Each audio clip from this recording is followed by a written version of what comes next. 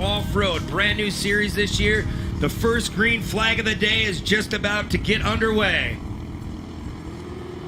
There we go, green flag. Adam Weber from Crandon was on the pole. This is his first race here at Formula 4x4, and now it looks like he'll yield to the 406 of Cody Summers. Last year, Cody Summers had his best finish of the season here at ERX, so he might be one to watch.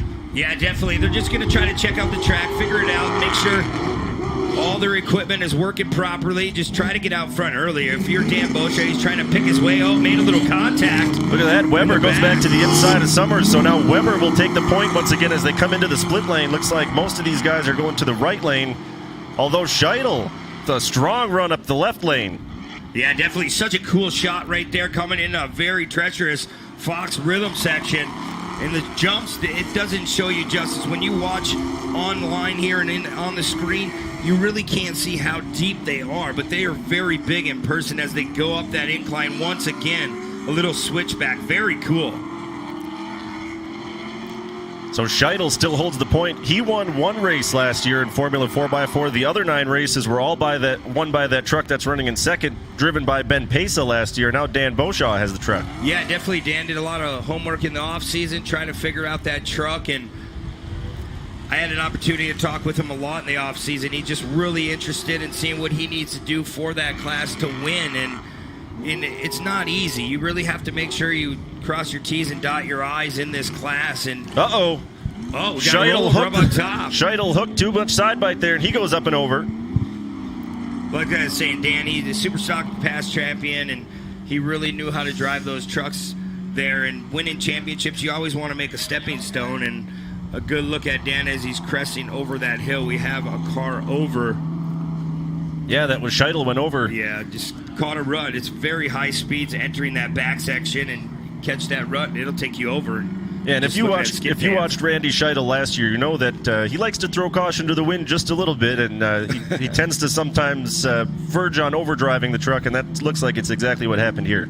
Yeah, you really have to tiptoe through some sections. I mean, you want to come in as hard as you can, but you really have to adjust and feel what your truck likes. And anytime you're looking at the drive shaft and the bottom of the fuel cell, it's never a good day. I'm going to take another look, Shane, on screen. As you'll see, yeah, just coming in all hot and heavy and trying to get on the binders, and you just run out of turn. Yeah, it looks like he pushed right out into that cushion, didn't quite get enough bite to turn and stay on the race line. Caught that cushion, and up and over he goes. Yep, and Dan's like, thank you. Yeah, what a great spot for Dan Boshaw to be in his first ever race in Formula 4x4. And now he's running out front.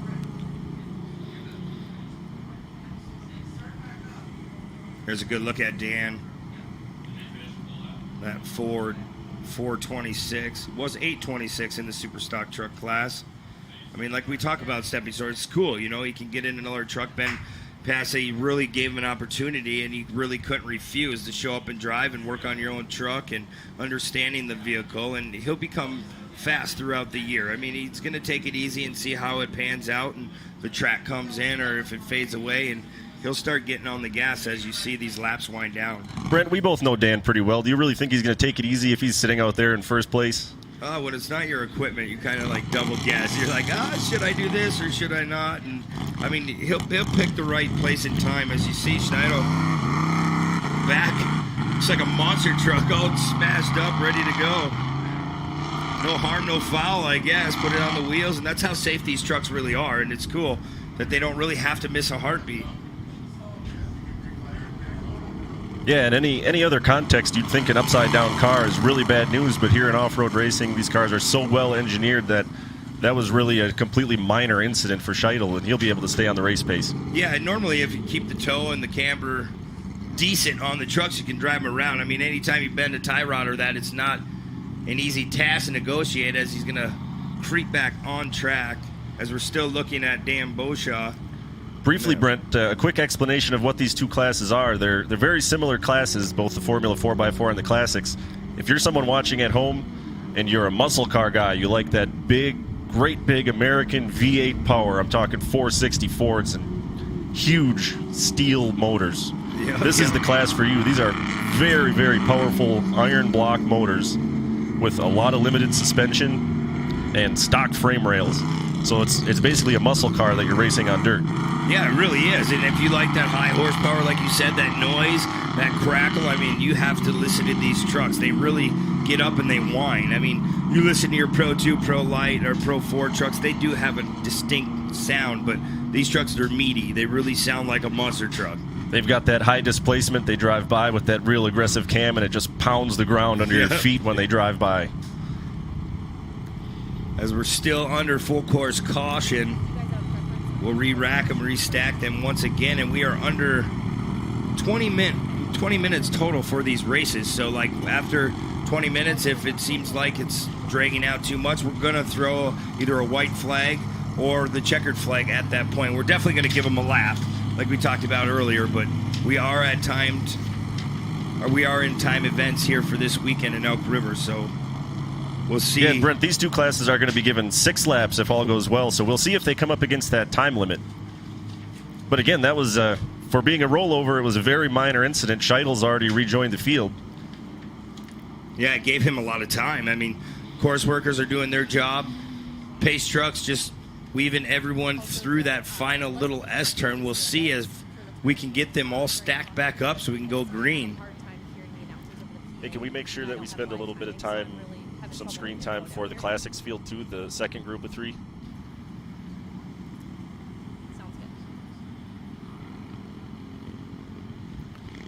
Well, Brent, our pace truck has pulled off. Dan Beauchamp is going to lead the Formula 4x4 field, and we are back under green flag racing here at ERX. Yeah, Dan Beauchamp takes the green flag once again. Track is all cleaned back up as there's another good shot of that drone here at Elk River, Minnesota, the ERX Motor Park.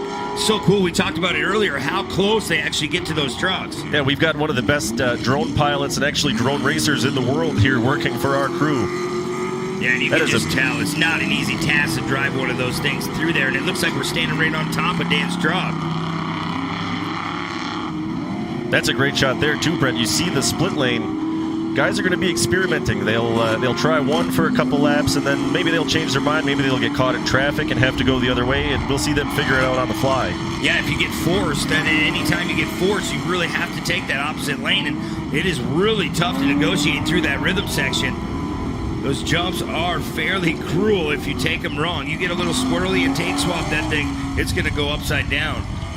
As we take another look at Randy, he's doing a fine job. I mean, the body panels aren't totally intact, but he is still out there racing for points. And Dan Beauchamp heading back towards the back section here in Elk River, Minnesota. A crazy drop-off. Like I said, you have to see it in person to realize how tall it is. My mind wants to go right away, 20 feet or more drop-off. It really is. And we'll see later in the day, the Pro 2s and the Pro 4s, they'll be flatlanding that hill. Hey, let's take a look at Scheitel as he comes back through that corner where he rolled over. This time you see he's running way out in the soft stuff. Yeah, he's digging a little bit easier. He really, anytime you come in there, Shane, if you come in too tight and you just run on a turn, you really try to apex that turn to flow it very nicely. And Scheitel, he just didn't have time or just hard on the binders. First race out this year, just get a little excited. That's all it takes. Meanwhile, back out front, still Dan Beauchamp as he goes up on the Ziegler Catapult Hill. Such a cool shot. Fans both working on the back side of that radiator. Just so cool how you can see, watch the suspension work as he crests that tabletop. Lands down perfectly as we head back towards Schneider once again in Summers in that 406, but that is Conitzer. Yeah, Conitzer leading the Classics field now is starting to put some pressure on Randy Scheitel. Yeah, Conitzer, such a cool car, that El Camino. Always fast, really knows how to drive that thing. He has it balanced perfectly. As we look, going through that split lane, we talked about it a bunch already. It's very hard to decide where you want to go, and you don't have much time on the exit of that turn. Yeah, we were talking with a few of the drivers last night in the pits, and the general consensus was that the left lane gets a little bit sandy as the track wears in, so you might be better off and you might see more drivers going to the right as the day wears on. Yep, and in that track, it's really going to be loamy. It's really going to be tough to move that dirt out of the way, but we see through that rhythm section how that they're brushing that inside out, so it's going to develop ruts and berms where you don't really want it. You watch in practice a bunch of guys crisscrossing that turn, so it'll be interesting. That's why I love short course off-road racing. Yeah, Brent, we talked about the difference between these two classes. The one I forgot to mention is that these classics cars, like the 640 here of Aaron Konitzer, are two-wheel drive, where the Formula 4x4s are four-wheel drive. That doesn't matter to Aaron Konitzer. He just worked his way all the way up to second overall and got around the Formula 4x4 of Scheidel. Yeah, definitely. Very, very fast car, and it don't matter, 2 or 4. If the track starts drying out, it's no different than a cup race at Crandon. You have the Pro 2, Pro 4 class. I mean, if it's a good day, the track stays together, you can develop a nice cushion, and it doesn't get too slippery. They have a chance at this thing, and Konitzer's proven, you don't need all 4 wheels, but we'll see if he has what it takes to chase that man right there, Dan Beauchamp. Yeah, Beauchamp, you see the time split there, 9.5-second lead over that first half of this race. Yeah, that's a pretty big gap, but right now the mandatory competition caution brings everyone together. We're going to re-rack, restack them, and you're going to go and do your homework once again. It's not easy to get around here, but you try to pick apart what you did, what you felt like wasn't fast on one lap, because you try to hit your marks every lap the track changes, but you sit there, if you're Dan, you're trying to figure out, hey, was that quick enough to win this whole thing, or do I need to look for more? So as the second half of this race is about to be underway, Brent, here's what I'm looking for. Randy Scheidel was already upside down here in the first half. He's currently second in Formula 4x4, and now he's got a clean shot at the back bumper of Dan Beauchamp. Do you think he has something for him? Yeah, I don't know. It's going to be tough. Like, Dan's running his own pace. He's doing a good job, what he needs to do, but it's anybody's game. I mean, you could look at Dan sitting out front, knock on wood. I mean, the next lap he could be sitting parked. I mean, it's really warm out. The temperatures are just going to skyrocket throughout the day. It doesn't look like we're going to have any rain, so this track is really going to dry out very, very fast. Yeah, and Brent, I don't want to speak for Randy Scheidel, but I will. He's already been upside down. He has nothing else to lose in this race.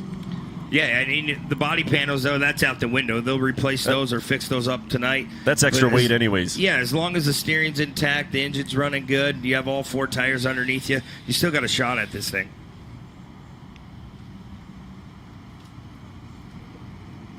Well, our pace truck has pulled off once again, and Dan Beauchamp, that number 426 Ford, is going to lead the field back to green. Got the best flagman in the world, Faye Stetsny, in the tower, and there's the green flag. The second half is underway here for Formula 4x4. Yeah, Dan Beauchamp not wasting any time trying to pull away from our second-place competitor in the 488 of Scheidel. Going in that back section, trying to wheelie down, going to go right before you turn left. Try to get the car to rotate. Remember, 4-wheel drive in Dan Beauchamp's ride. Cody Summers in that 406 doing a nice job right now of keeping up with Scheidel as we look ahead back to Dan Beauchamp as he comes down out of the split lane. And that's a very rough rhythm section, especially for these limited suspension classes. Yeah, you really have to check up. You have to take your time, and you can't throw it through the rhythm section because you'll end up into the Coors banners, down the Speedway banners. I mean, they don't. It's a lot of give and take. I mean, are you really going to make up that much time bonsaiing through that section? As you see Konitzer trying to work his way through, as Dan still holding on to a pretty good lead as we get a good look at Scheidel once again. It's all tore up. It looks like it's been through a war. If you're at home and this is the first off-road race you've ever watched and you take a look at Randy Scheidel's truck, that's really all you need to know is they beat these trucks right into the ground and they don't even lose a step. No, exactly, and that's how well built they are. I mean, they have chromoly cages on them, upper and lower control arms that are reinforced. A lot of these trucks, I mean, they need to last 15, 20 minutes. If they don't last, well, you might as well keep it at home, and it shows how safe they really are. Scheidel goes really, really wide. Brent, we know how much that the rough technical nature of this track can wear on the trucks, but what about the heat? Does that have any effect on the way these trucks operate? Well, yeah, definitely. I mean, your cooling systems are huge on these cars and trucks, and you try to mount the radiators that are in the back so you have a chance, to deflect the mud and the dirt throughout the cooling system. But in anything, I mean, you have the right fluids in your system. I mean, there's a lot of guys that run water. Some run antifreeze coolant, try to get that perfect mixture. But it's like anything. You bring anything out in this heat, it can overheat at any given time. I mean, hot on your wiring harness, hot on your engine package, hot on your body. I mean, you have to physically and mentally be in good shape. You have a lot of fluids in your system. Be hydrated throughout as we take the white flag one more time around for Dan Beauchamp. But yeah, definitely you have to be in shape to be in one of these trucks. Still Beauchamp, Scheidel, Summers, your running order in Formula 4x4 as Aaron Swerve Konitzer, your defending Classics champion, continues to lead his field around. Dan Bolshaw taking it one final time through the Fox rhythm section, heading to that flyway jump. I mean, you're going to see some air time on these trucks later in today. I mean, in practice, a couple guys were going 150, 200 feet. And I mean, when you're in race trim mode, they're going to launch off that jump. But taking the final turn, coming off the downside of that jump, it's going to be Dan Bolshaw going to take the first win of the year. The checkered flag in hand. Shane, man, what a good run. First time this year in that truck. And first time in the truck, and he gets his name in the history books in the history of championship off-road. He is the first winner. Yep, first winner, first win of the weekend. And checkered flag is also out for Aaron Conitzer. You saw some water coming up out of Conitzer's radiator there, so heat definitely playing a role on that car. But it held on for the win. Chestnut across the line in second. Yeah, definitely. We talked about the heating and cooling on those cars, and that's what happens sometimes. You blow out all that steam. It's when the steam goes away, that's when you start. Thank you so much, guys. Excited to grab a word with our podiums here for Formula 4x4. Cody, come on down to the mic. Grab a word with me. I'll be better, sorry. Congratulations. A podium finish has to feel good here. Starting the season off on a high note. Walk me through that race. Well, we had to fix some stuff from last night in practice. I cased the whoop section and bent the whole front end up. And we got it fixed, but it wasn't handling the greatest. I started overheating, and the header collector fell off on the last lap, so I knew I was getting a podium, so I slowed way down. Have to preserve the machine a little bit. We still have a long weekend ahead of us. Congratulations. Who would you like to thank for this one? I got to thank my whole family, all my sponsors, Diggers Pub and Grub, Ledger Lady, Fire Protection Specialists. I'm sure there's a bunch of other ones out there. Martel Motorsports, Martel Rigging and Craning. Just everybody that helps me out. Well said. Congratulations. Hop back on that box here. This is Cody Summers, your third place finisher. And Randy Schladel, your second place finisher. Wow. How's it going today? Woo! An exciting race for you, no doubt. Oh my goodness, you turned over the truck early on and you were able to rally back to a second place finish. That was a crazy one. Yeah, well, when I rolled it, I lost brakes, whatever. Forgot to flip my switches on. So I started overheating the end, but all I knew is I needed to be here, and I'm making it happen, and I love this job. And I don't know, it's so fun to being out here. This class is just wonderful. People, I mean, Weber, he started in this year, and it's nothing like stock trucks or super trucks or whatever. It's just a pull around, all fun. Yeah, you got a wrench, but it works, and I love it. Well, we love to hear that. Who's helping you put up here? So I got a couple sponsors that I want to thank. Conrad is out of Salvage, Ben Pesa, BK Engines. Everybody works together and make everything work, so appreciate it. I thank everybody for coming out here, watching us. Wonderful to see you guys out, but it's going to be an awesome weekend. I'm running tomorrow, and it's going to be fun. Thank you. Randy Schladel, your second place finisher. And your winner taking top honors, Danny Beauchamp. Your first ever race here in Formula 4x4. You come on out, you take the win. Describe that feeling. Yeah, it's a good feeling for sure. I'm getting in a really good truck. Basically just got to maintain it and drive it, and you can get to the front with it. To keep it there is another story, though. The thing's an animal. Like he's saying, this class is super fun. I come out of super stock into this truck now, and it's a night and day difference, and a lot more power, a lot more traction, and it gets you groomed for the next stepping stone if you do get there. But this class, if you can get a truck to move like Ben's, it's basically feels like a pro truck going around the track. So it's an awesome class. I hope to help it grow, and hopefully we gain more attention and get more trucks. We're getting more every race, I guess, and hopefully we get more at every track we go to. Well, I think big things are in store for this class and yourself all season long. Who would you like to thank? Ben Pesa, of course, for getting me here. My buddy Rick Ness, he owns the company Rally Inc., and he helped me get here and travel and pay to do all this stuff. And here we are, doing laps, winning races. Danny Beauchamp, your winner here in Formula 4x4. Let's give these gentlemen a round of applause. We're going to go down trackside with our top 3 finishers with Haley Shanley.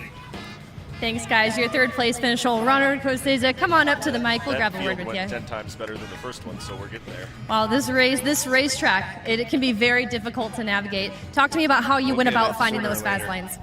Well, we started off first and running pretty good, and until we broke a shock. But you just kind of go out there and run and look for the best lines and just floor it.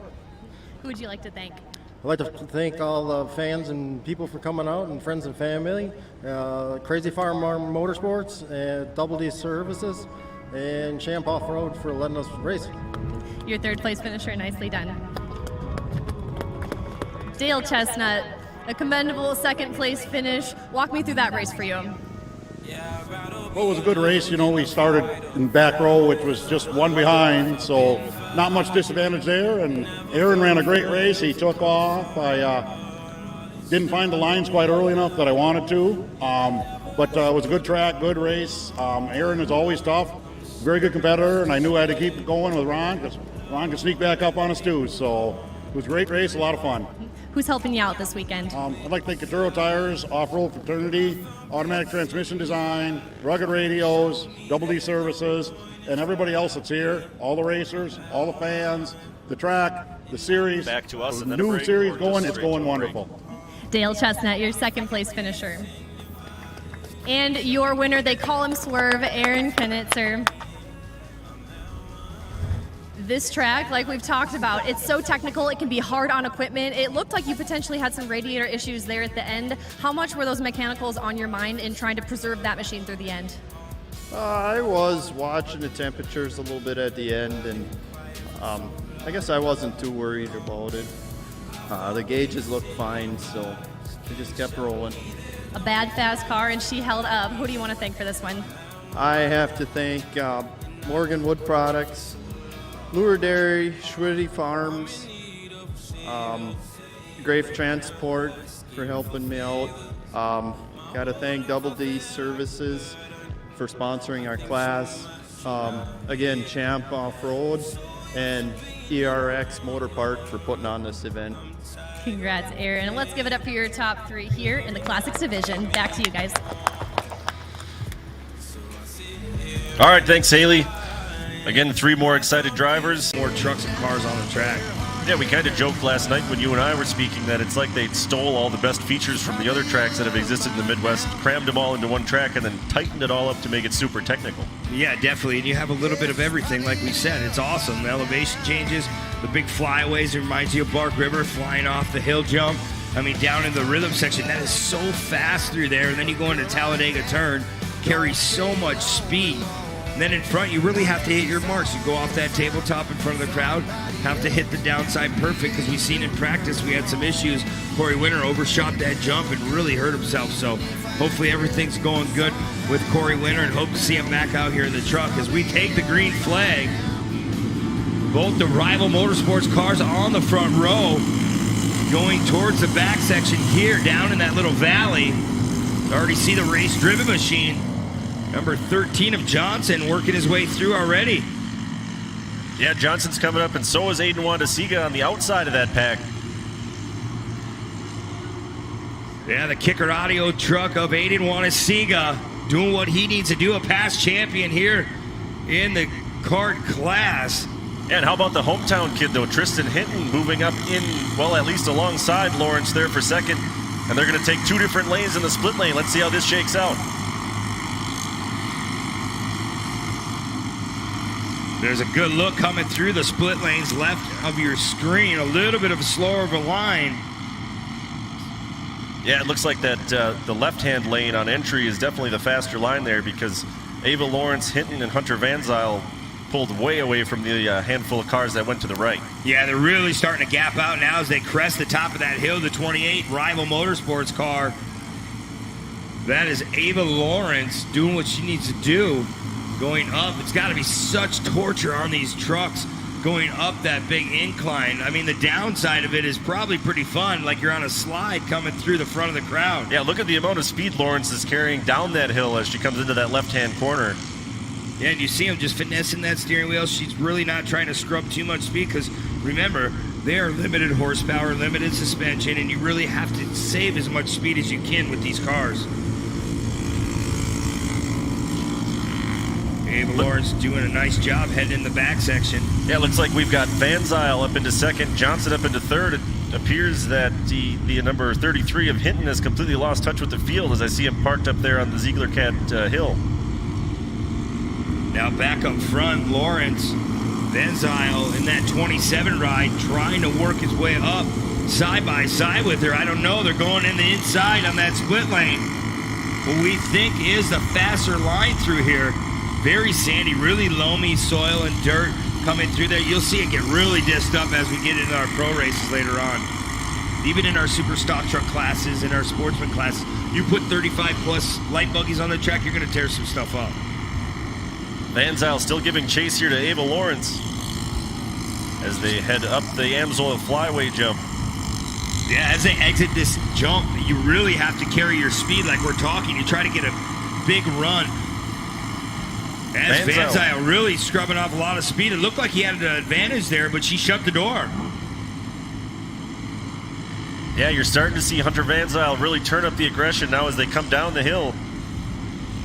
And when these cars are so evenly matched, sometimes to make a pass like that, you actually have to get into the other car just a little bit and move them off your line. Yeah, definitely. And I mean, just a little bumping, that's no harm, no foul. You really just try to move them out of that race line to get that spot. As this battle for the lead is starting to heat up once again, Lawrence and Van Zyl, the 28 and the 27, neck and neck. Now we saw Van Zyl try to make a move at this hairpin at the back end of the course. Let's see if he goes there once again. This is going to get interesting. Hinton is about to go a lap down. And Ava Lawrence is kind of caught. She has to go outside, so Van Zyl is going to take over the lead. Smart driving there by Hunter Van Zyl to know that that's a lap car in the way. Yeah, and it really having really difficulties going through. Ava Lawrence trying to pick her way. She lost 9-10 spots on the track, so definitely lap traffic was a huge factor, but you use them as a pick. I mean, that's smart. Yeah, very, very savvy driving by Hunter Van Zyl. I remember Hunter Van Zyl's first year here in the short course karts. He was kind of at the back of the field. I think that was 2 years ago. How much he's picked up, how much he's learned.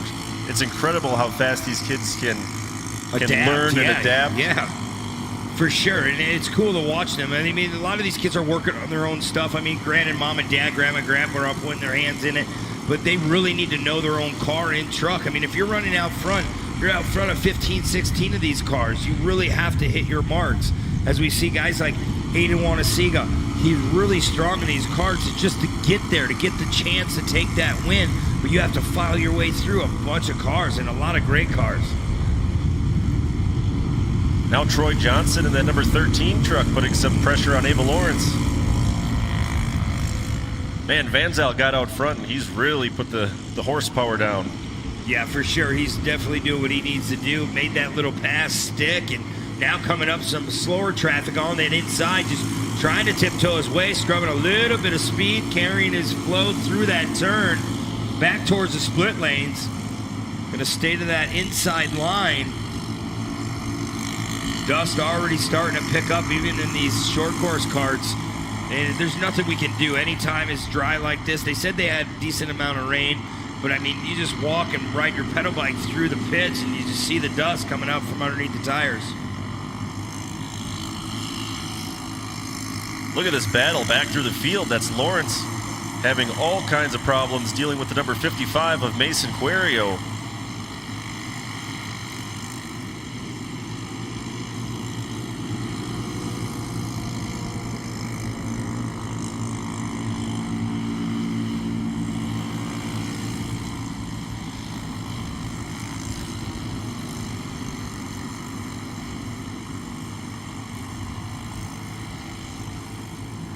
Back out front, though, still Hunter Van Zyl in that Forest County Potawatomi truck.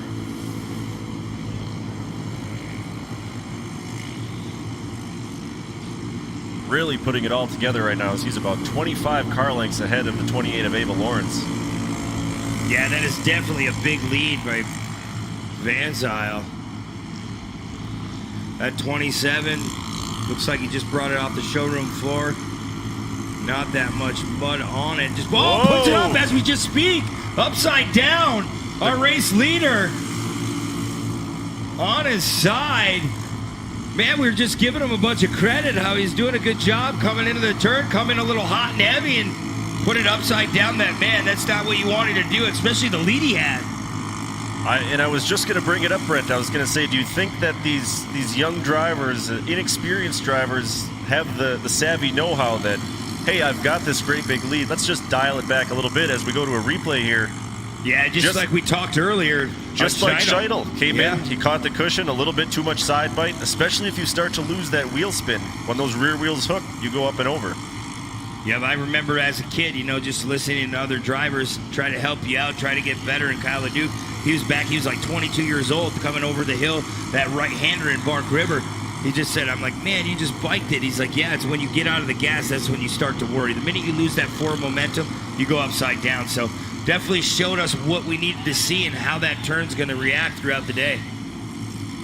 Because we have a lot of battle going on, a car around, I don't know, slower traffic. Johnson, meanwhile, looks like he might have wrestled the lead away from Abel Lawrence, and he has. So Johnson, at least for now, has the advantage with Lawrence looking to the inside. And look who else is in the mix. It's Aiden Wandesiga now in third. Yeah, Aiden Wandesiga moving his way up. Johnson and Lawrence side by side. Andy Johnson doing a phenomenal job working his way. First race of the year. Really, really fast last year. His dad, Casey, and a bunch of other guys that help on those trucks, trying to get him prepped perfect for 2020. As you watch, trying to go outside, inside. Whoa. Oh, man. Contact. That's Wandesiga. Moves Johnson out of the way. Man, that was more than a little love tap. He moved him out of the race line. Wandesiga saw what he wanted, and he went out and just took it from Troy Johnson there. Of course, Aiden's one of the veteran drivers in this class. He's been in this class for a few years now. He knows exactly how hard you can push these cars. Yeah, definitely. He knows where you need to be with them. And Lawrence still ahead of Wandesiga. Our timing and scoring's a little off, but definitely Lawrence still out front. And look who's all the way back up into fourth. It's Hunter Van Zyl again. Yeah, Van Zyl making his run back through the field. He had a glimpse of Ben Heiting. We can't start the season 2 for 2 with guys rolling over and ending up on the podium, can we, Brent? I don't know. That's how strong these trucks are. I say it time and time again. It's so cool how safe they can just put the pedal down and work at it again. And here comes Wandesiga. Once again, going to take the white flag one more time around here at ERX Motor Park for the first and second round this weekend, the 5th annual race and championship off-road. We're about to go to the checkered flag here. This is the final lap, like I said. Can Wandesiga make the pass happen? We've seen him move Johnson out of the way. Does he have enough? If it worked once, it could work again. He's already setting up on the inside. Let's see if he goes for that strongman move again here on Lawrence. Yeah, he definitely is. He's not getting on the inside. Brakes. Lawrence moved over. Now Johnson's going to come to the inside of Wandesiga. Yeah, Johnson definitely not out of it. He's looking outside. He's looking inside, coming through the split lanes. Wandesiga, he just needs to be calm, cool, and collected. He has lap traffic right ahead of him. That is Visser in the number 80 ride. We'll see where Visser goes. It's going to be big for Wandesiga. He's trapped. Wandesiga has nowhere to go, and now Johnson's going to pull alongside as they come through Talladega Turn. Man, Wandesiga forced the issue and moved down to the inside of Visser. Here comes Hunter Van Zyl to the inside of Lawrence. Yeah, Van Zyl trying to make it happen, going the long way around. Here comes Johnson. Wandesiga still trapped behind Visser, so Johnson is going to take over the lead. Van Zyl still trying to get in between Lawrence and race Visser there. Yeah, definitely. You have to make that pass stick. You have to pick the spot. And Wandesiga, he went wrong. Here's Johnson. Got a car upside down. That's Wandesiga. But up front, it's old Johnson in that race-driven Polaris KTM ride. He's going to take the first win of the year for the Short Course Kids cards. Nice win by Johnson. Lawrence led so many laps in that race. She's going to hold on for second. What a great battle right down to the end. Wandesiga getting trapped, had nowhere to go. Had nowhere to go in the second half of that race. We're still waiting for a third place car to come across the line here. Right, there's nowhere to be found. Wandesiga showing 5th on our screen, but Nordrum, the number 22. Wow. So after all that mayhem, Nordrum, someone who we didn't even talk about for that whole race because there was so much action elsewhere, he ends up sneaking into 3rd place. Wow, it's never over till it's over. And right there, that race-driven machine of Andy Johnson He's going to be so stoked. Kid really, really young, knows how to drive these cars. Hey, say what you will about limited horsepower and young kids driving. That's one of the most exciting final laps of any race I've seen in years. Yeah, and they were right neck and neck, and it was all about momentum, and lap traffic played a huge factor. I mean, that's just part of racing. You have to pick where you want to go and want to say, hey, he had the short end of the stick today. Tomorrow might be a different factor. Yeah, you can see that Aiden really turned up the aggression as the laps wore on there. He put that hard move on Johnson to get into second place. He tried to keep up the aggression all the way to the checkered flag, and it ended up hurting him in the end. Yep, that's what's so cool about short course off-road racing. You never know who's going to win until that checkered flag flies at Johnson. I mean, you looked 3-4 laps ago. You never knew that was going to shake out, and that's why you race every lap your hardest. You try to take advantage of every little bit, and even if it's somebody's mistake, you try to capitalize on it. Yeah, Andy Johnson just happened to be kind of in the right place at the right time. And sometimes that's all it takes. The old saying is, to finish first, you must first finish. Correct, yes. A good look at the 13 of Johnson, that race-driven players, KTM ride. Big sponsor on board for this weekend. Did what he needed to do to make the sponsor happy today. He put her up on top of the box, and it'll be cool. That's my favorite part of the whole show, is listening to these girls and guys talk about their sponsors, and we have some good talkers down there. You'll hear some of the most polished podium interviews that you hear all weekend. Assembled down there on the podium, Haley Shanley, take it away. Thanks, guys. Our third place finisher, Benjamin, hop up onto the mic here. I'll grab a word with you. Man, you snuck your way up to third, but that was not without some excitement. Yeah, you had some I've got a work lot to do. better feel Talk for to me. all that. What did it take to get it done there? It was just all I had to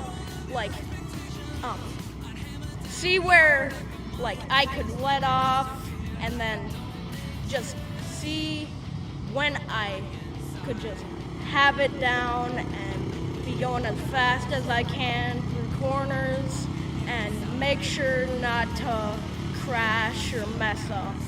And that is no easy feat. You talk about seeing the track. We saw a little bit of dust out there. How much did that come into play for you, that visibility?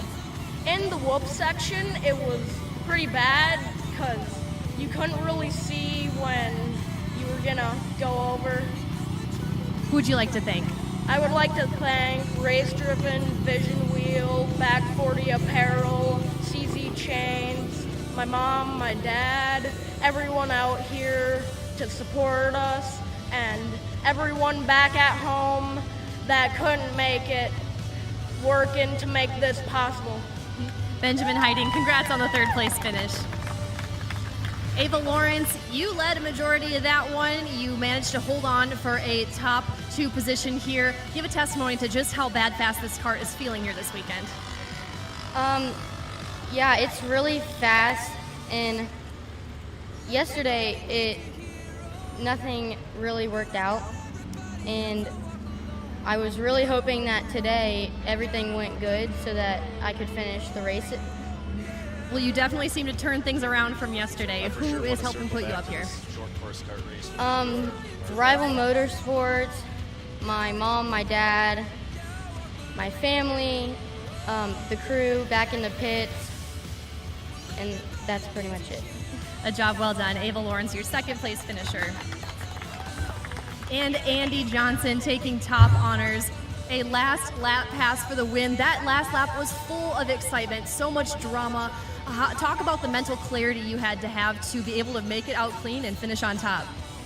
Well, coming down the tabletop, going into this corner, and then you do the hairpin, running through my head, Aiden's right beside me, and then next you know, Hunter's right in the middle of us. So then we're coming into that thing, and all you feel is thud, thud, thud. So then Aiden got in a crash, and then I took over from it. So. Well, you kept things exciting for us, that is for sure. Who would you like to thank? Big shout out to Race Driven, my mom, my dad, RNN Network, my brother, and my friend. Andy Johnson, get back up on top of the box. Let's give it up for your short course karts, guys. Thank you, Haley, and man, what a race that was in the short course kids karts, and you think that was a great weight. 07 is Mike Funk. Starting second to 225 is Jace Gill. He's making the long haul from Odessa, Texas to be here. Third place, his brother just won the short course karts. This time it's the 211 of Troy Johnson for Bark River. Starting fourth, the number 213, Easy E, Easton Sleeper. Starting fifth, the number 212 is Antonio Ingles.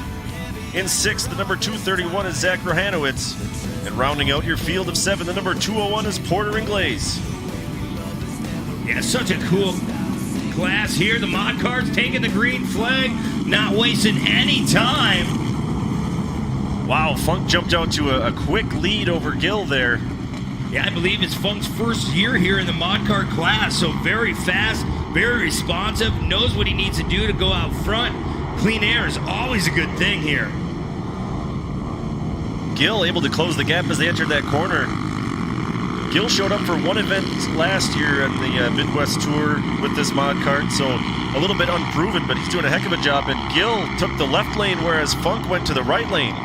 Yeah, they took opposite sides, and that's what we're going to see later on in the day. It's a mod car class. You see Holger starting to run, and he's been driving just about everything and anything possible that you can think of. He's running flat track, dirt track. He's running mod cart now. Very, very quick.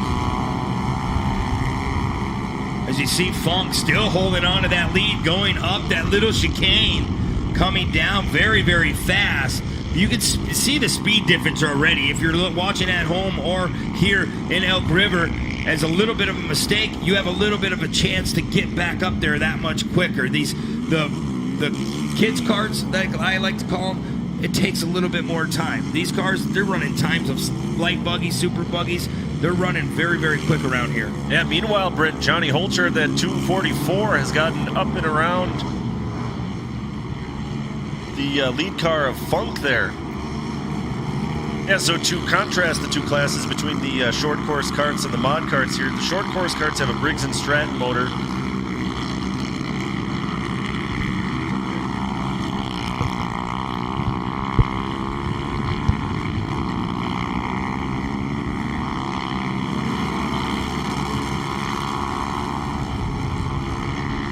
We'll go back up front.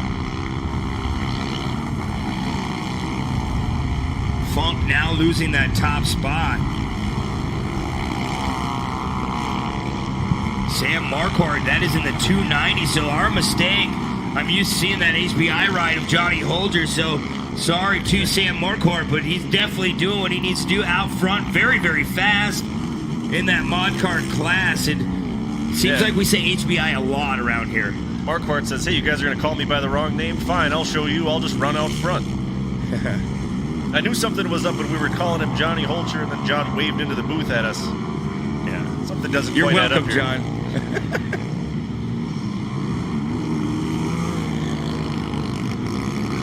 Yeah, so Funk now trying to run down Marquardt. Funk really didn't waste any time, get out front. Now we look at that split lane once again, going into Talladega Turn. Funk seems to like that, the right-hand side, the outside setup for Talladega Turn. I wonder if he's seeing something there that maybe someone else isn't seeing, or maybe he's missing the faster line by running out there. Yeah, it's a lot of give and take. You really have to study the track. That's why they have track walk and they look at the track. But you can walk it and look at it and see how it is when it's prepped. But the minute that thing starts to come apart, this isn't asphalt racing. Like, this track changes tremendously throughout the day.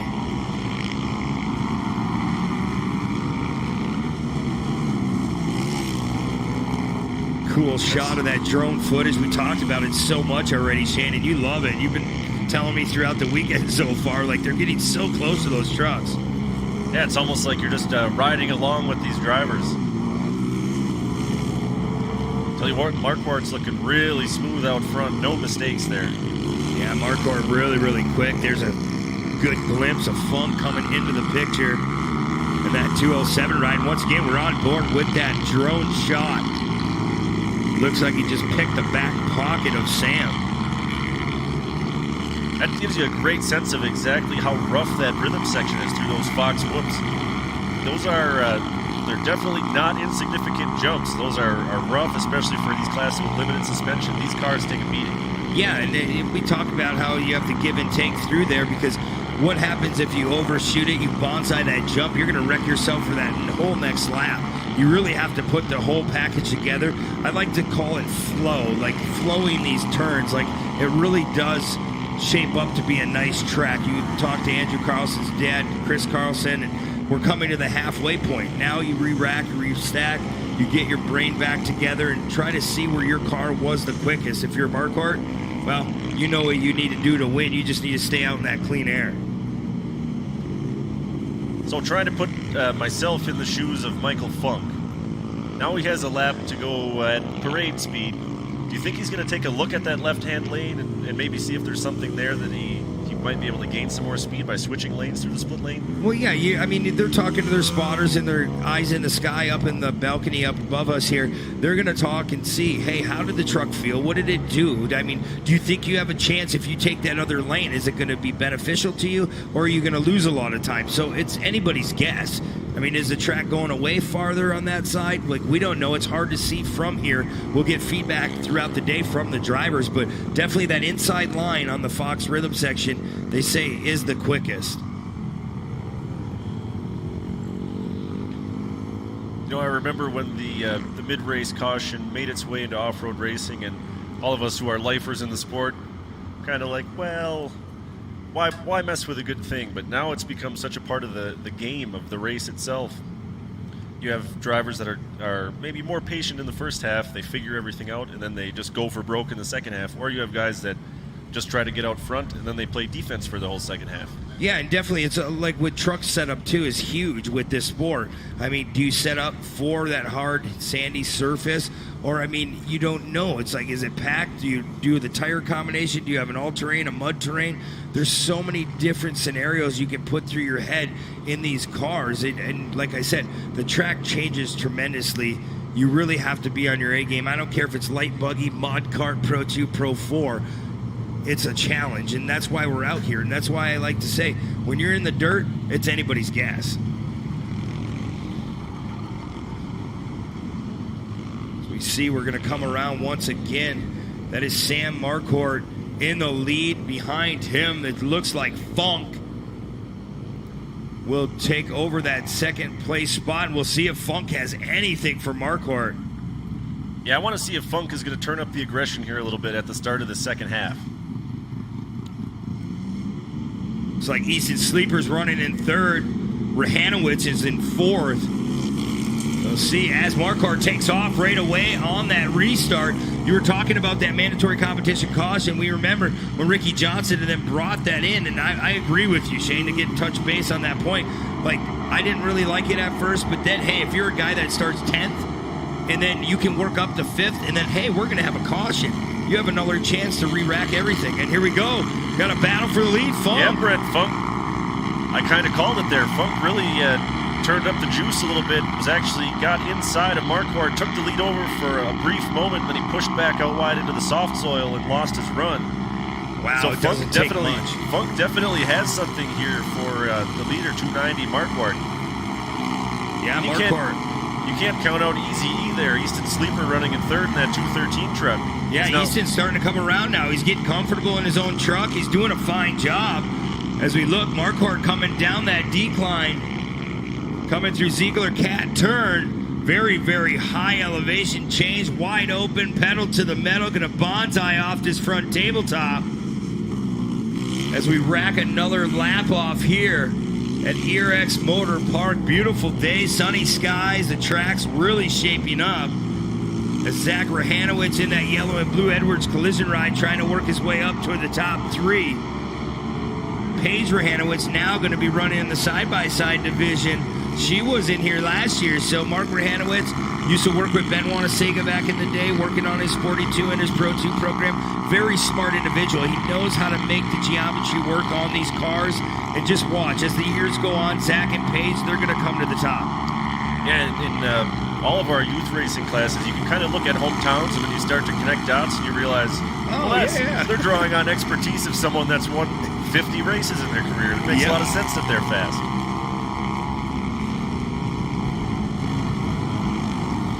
Man, just pitching those trucks, so cool. A lot of horsepower underneath one of these mod carts.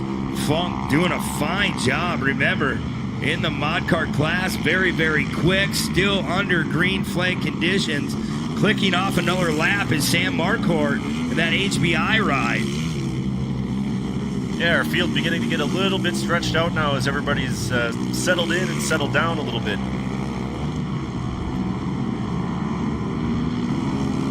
Such a cool spot on the track. If you walk down there, Shane, we were walking there before practice, and it's so cool how it goes down in a valley, comes back up. I mean, you have 8-10 degree decline in the banking on the turns. It's so cool. I mean, it looks like you're on a sprint car track. Yeah, and we said it at the top of the show, the camera angles definitely don't do that justice. If you're standing at the bottom of these hills, you're looking up at a very steep angle. Well, yeah, we were even talking to Dan Beauchamp. It's very intimidating to drive around this track. I mean, there's so many blind turns, blind exits. You try to put it all together, but what happens if there's somebody on the other side? That's where radios come in. It's very cool in this sport. You can talk back and forth. They're not telling the driver what to do. Obviously, they're trying to help out, be the eyes in the sky, like I like to say.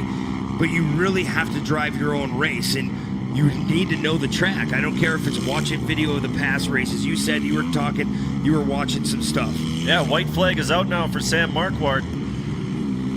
Funk is still close, but at this point, Brent, I've got to think it's going to take a mistake for Marquardt to open the door to Funk.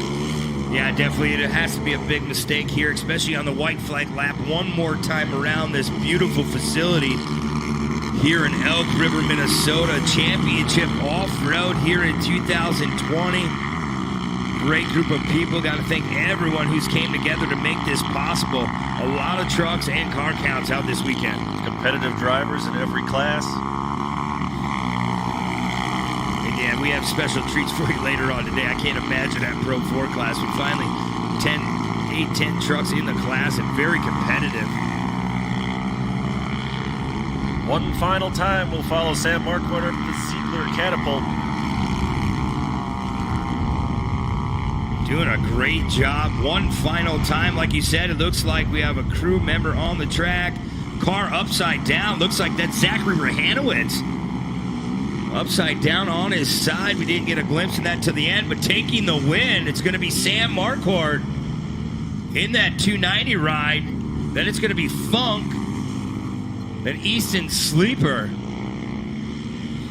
Yeah, right on camera. Look at that, Zach Rahanowitz, Shane. Must have caught a rut. Looks like the tires are really towed in. Yeah, unfortunately, our view of that was obstructed a little bit by the building that we're in, but looking at where he is on the track, Brent, it almost seems like someone else might have helped him to get to where he is there. Yeah, it's really not that hard of a place to negotiate, so we'll see. Maybe we have a replay on our camera. It was down in the back part of the field, but that Edwards collision truck back on his wheels. Yeah, as the white flag flew, Brent, he was running in the top 5, so that's a disappointing end to his day. Or I should say coming to the white flag, as he almost made it there. Yeah, so he'll rack up in probably, I don't know, 8th, 10th spot where he had a good run going. Thought Zach was going to put it up on top of the podium. Just not his day. They'll take it back to the pits and figure it out.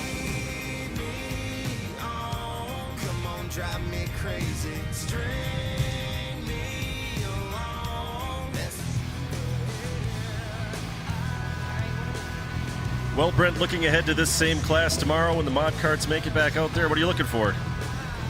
Yeah, just a lot of excitement as we're going to go down trackside once again to the podium with Haley Shanley. Thanks, guys. Our third place finisher, Easton Sleeper. You are no stranger to the podium. You can hop up on to the mic over yonder. Not so terrible. How pumped are you with this podium finish? It's a great race. I was fighting for first and second throughout the whole race. Every time I got caught behind Michael and Sam, it was just Roos the whole time. You just gotta wait, be patient, and pick them off. I'm not really the driver that just goes for it. You gotta tire him in, and then you go for him. That's usually what I do. I can't do anything without any of my sponsors that got me here. My dad, T, my grandpa, they worked all winter, all summer, got me out to practice. I mean, I couldn't do this without them. NGK, Doc, Macro Tools, thanks for the Oakley glasses, and all my other sponsors that got me here. Thank you.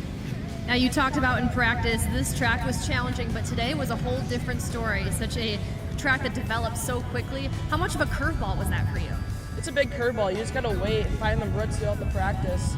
Practice wasn't that bad. I was just trying to figure out how we can set up the truck so we can work the race. Many roots and corners down in the 180s, but otherwise it was a great track and I had fun. Easton Sleeper, your third place finisher. They call him Easy E. Michael Funk, your second place finisher. Man, you kept the pressure on there. And he did not win this without intense pressure from you. Can you tell me about some of the strategies you were trying out there to garner hopefully that first place finish? I was just trying to follow his lines and see where I could make up on him, but then he kept gaining and then I would gain. And then at the end, he ended up winning and I was behind him. Well, you still showed commendable speed nonetheless. Who would you like to thank? J&M Yard Care, Peeper Power, Radix Auto Body, Corey Oil, D&D Millwork, and then Fintown Customs, and Core, and more. All right, what do you Michael want? Funk, your second place finisher. A job well done. And Sam Marquardt, congrats on the big win. He did not make this one easy for you, but you held on. You ran your own race, kept your pace. How did you exactly manage to hold him off? Well, with my great spotter, Bob, he led me through the race. And Sounds good. I'm going to put my... Who else would you like to I'm gonna thank? eat that crow my one mom, more my time. dad, I'll get the kid's name wrong. Make sure I give him a little extra love. Motorsports, Ben and Amber and Corey, Don and Jennifer, John, Deegan. Dad, are you there? James Classic Dad? Touch, Heck Electric, HBI. Thank you. Let them hear you, race fans. This is Mod Kart. Thank you, Haley. Fiance versus fiance out there. Alongside her in the 103 is Corey Fisher. The 129 is Connor Schultz. 105 is Eric Heschke. 194 is Taylor Roloff. And starting in 12th is the 165 of Jeff Wolf. Yeah, we had a good chance to talk to the 351 last night in the pits. He's actually running a light buggy and a single buggy this year. The number 13, Billy Booth, will start in the 13th position. Kia Graff will be in the 14th spot in the 137. Then Kyle Petnod will be in the 15th, driving the number 174. Then it's Jake Nelson in a very, very fast number 141 from Rhinelander, Wisconsin. Then we talked about legacies. Aiden Wanasiga was just running in the short course kart class. Now it's Allison Wanasiga in the 197. And rounding out our the last few cars, our 22-car field, the number 149 is Joe Jorgensen. 164 is Adam Kayenberg. 144, one of those racing Holchers, it's Amber Holcher. 170 is Hunter Tingley. And 199, starting 22nd on the grid, is Pete Delory. Yeah, as we look, the green flag has flown. That's a 122 of Tyson Marquardt. Trying to take that early spot, but not wasting any time is Sean Springstrom. Yeah, Springstrom got a great jump off that start. As we said, in this class, starts are so vital. Springstrom's riding a little bit of a hot streak, too. He came out of last season as the Crandon World Champion. Yeah, definitely. And I talked about them a lot last year in the short course series. It was very, very hard to try to keep an eye on every car. Week in and week out, as we see contact down on our screen, and it's anybody's game. We talked about 14 different drivers finishing in the top 5. That is just unheard of. Springstrom able to stretch his legs out a little bit here in the Talladega turn. Look at that huge field of cars coming through the Fox Whoop section there. As they bounce off the top of the Amsoil Flyway jump. Stingle now gaining just a little bit of ground on Springstrom as they head up the Ziegler Catapult Hill. Yeah, it's so crazy. This class, you really have to have stock components on them. They're your VW class. I mean, the suspension, there's not a lot of travel on these cars. The jumps here are huge like we were talking about. So they really have to give and take a lot. As we see the 117 already stretching out a good lead.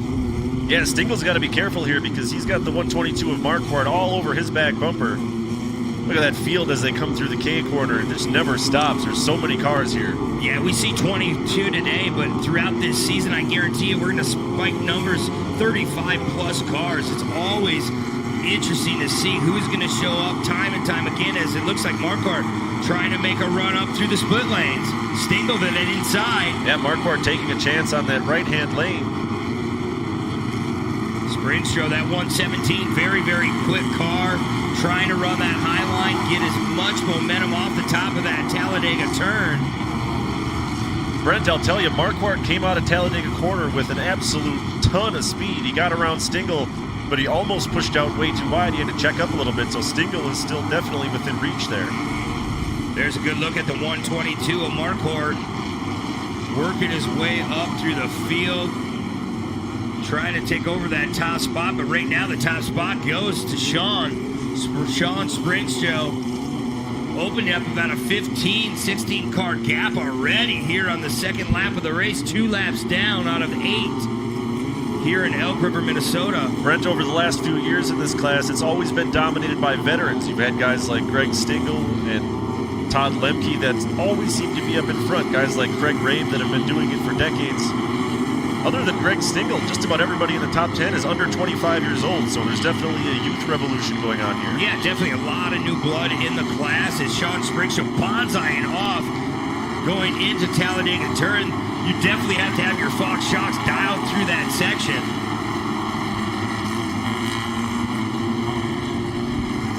Going up through that chicane, I just love it how it just flows so nicely. You go up that right-hander, and you're watching Kyle Leduc and CJ Greaves in that practice. They're already swinging the truck the other way before they even go off the face of that jump.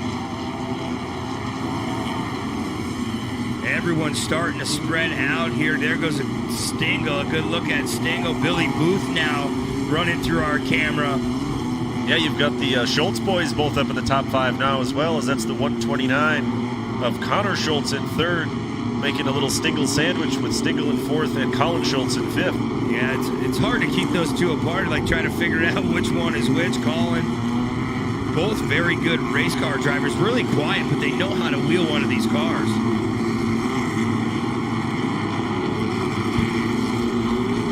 Back out front right now, though, Brent, it is all Sean Springshow as once again he goes bouncing through those Fox whoops. Yeah, you wonder in those cars, do they just flat out put it on the floor, try to get as much out of it as you can?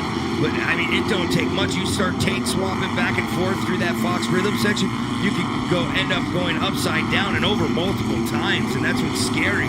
These cars are safe, but I definitely wouldn't want to do it in a light buggy. What's interesting about this class, too, is that the way the weight balance is set up and the low amount of horsepower, it looks like we've reached our halfway caution here. Yeah, already the halfway point. For the most part, you stay in the throttle nonstop, whether you're in the air or on the ground. A few years ago, I got the opportunity to test one of these cars. The car owner said, stay in the throttle nonstop no matter what, whether you're in the air or anything. He said, there's not enough power to break anything unless you run into something. Just shift the thing. No, that's awesome. And that's what's so cool about this class. It's really competitive. I mean, you really have to have everything in a line. Right now, Sean Springshow, that 117, very, very quick. Marquardt, don't put him out of the picture. Then you have the Schultz.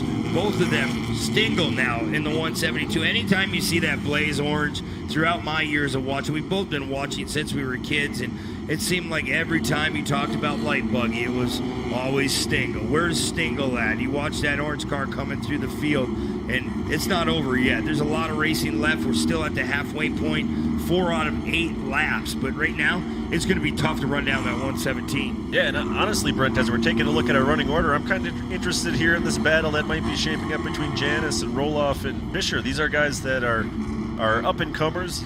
You know, in such a veteran-based class, you kind of have to earn your stripes, so to speak, and they came on strong towards the end of last year. They're still unproven. They're still very hungry. That could be a good battle to watch as well. Yeah, and I mean, we talk to a lot of guys and gals, and I mean, anybody says they can do it, but you might look at it, well, oh, light buggy's not that fast. It's not this. Get in one of those cars. It's like you're driving an overpowered go-kart. You really have to carry your speed. We talk about momentum. You can't dog these cars out. You'll go from 3rd to 15th in one lap, and that's why I said where your drivers come out is these sportsman divisions. They're all stepping stone classes. I don't care if it's light buggy, mod cart, kids carts, all the way to super stock truck. You have to conquer your class before you move on. But a lot of the drivers, they come out of these lower classes in the series. As we're just about ready to go back to Green Flag Racing too, Brent, I'm looking at Jake Nelson sitting down there outside of the top 10. I wonder if he might turn up the juice, so to speak, here in the second half. As our pace truck is now off, Springshow will control the field. So on these restarts, there's a 2-cone zone where they can decide, the leader actually decides when to restart the race, as Roloff has just done. Wow, looks like Marquardt maybe would have snuck up on the backside of Springshow, the 117, opened about a 2-3 car length gap heading in the back section. As we see on camera, 22 plus cars flying down the back, and here comes Schultz. Yeah, that's Connor in the 129. Yeah, Schultz outside definitely. move. Yeah, nice move on that outside. Here we go. We talk about the split lanes. Look at Marquardt goes to the outside. Schultz goes to the inside. Marquardt's been doing this all race, though, Brendan. He carries a ton of speed as they come out of the split lane into Talladega turn. He runs the high line. Yeah, we'll see if on exit it can help him. And wow, he goes flying through that turn. We'll see. It looks like he gets a good run around Stinkel once again. Going off the flyway. Springstro still holding on to that lead. Very nice line through there. Just tiptoeing his way through. And man, somebody's checking up. Looks like Springstro might have checked up just a little bit. It's hard on our camera angle there. So Springstro started on the pole and pretty much led the whole first half. Do you think there's a little bit that he may not be fully in race mode? He was a little bit too comfortable and now he's vulnerable? Yeah, I don't know. It's hard. I always say it's hard to lead a race. I mean, if you're in second, that to me, it doesn't sound good on paper or look good on paper. But if you're in second, it's a lot easier to study the guy ahead of you. When you're in the lead, yeah, you have your pit crew on your headset, but you still don't know what's the pace. What's the pace that I have to set? That is very challenging to keep that pace alive, as we see. Yeah, this time Marquardt stayed to that left lane, so he may have figured out that the right lane wasn't quite working like he thought it was. Yeah, this race is not over. Schultz really driving hard. Marquardt riding 50-50, grinding that Fox rhythm section. And they're side by side once again. It's our lead. Springstro shuts the door. We'll see on this crossover.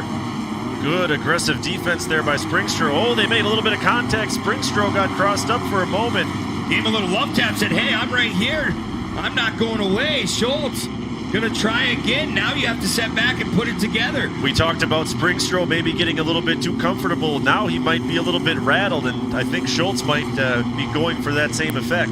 Yeah, Schultz, he knows he's right there. I mean, if you're sitting in there, the 117 of Sean Springstro, you felt that. We'll see. He's going to play the protected line. He's going to stay on that bottom, try to tiptoe again through there, not to try to block that crossover pass, and does.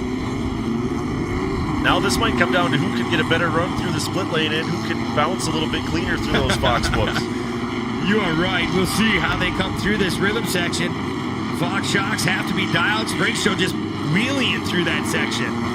Yeah, Springstro, his suspension is tuned just correctly for those whoops. It looks like he kind of skip hops and jumps and he's all the way through. Yep, sets it back down, exits Talladega, still with a nice sized lead. And I like how he cleaned up that turn a little bit. The last time he was trying to play the protected line, it hurt him on exit. But right now, it gained him a couple spots on the track as he heads back towards with the white flag flying chain.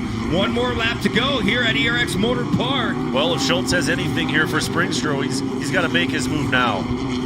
Yeah, there's no time to waste, and you have to throw everything out the window. Where can I try to make up that time? I think it's in the split lanes. You really have to go opposite where Springstro goes. Or can you button up to him on exit and try to make that pass off the big hill? Oh, Springstro dogs a lot of speed. Yeah, Schultz tried to carry a little bit more speed on the outside there. These cars just don't have enough torque to really be able to park in the corner and accelerate out, so you have to run a little bit rounder lines to maintain your momentum. Yeah, they're definitely not a Pro 2, Pro 4. These Volkswagen cars, limited horsepower. It's not over yet. Springstro washed out just a little bit there. Schultz is almost on his back bumper as they go over the flyway. Watch here, lap traffic could be a factor. Lap traffic's going to be a factor. Watch on screen. Looks like Springstro gets around and clean. Here comes Schultz. Little bit of contact. Oh, no. He tags him. Springstro is down off the track. Schultz is going to take the lead. Schultz definitely giving a little bit of a love tap to our race leader, but taking the checkered flag, we'll have to wait and see. Is Schultz second will go to Springstro. And then the other Schultz brother, Colin Schultz, across the line in third. This might be a post-race congregation to keep an eye on. I think they may have more to say than just, hey, great race.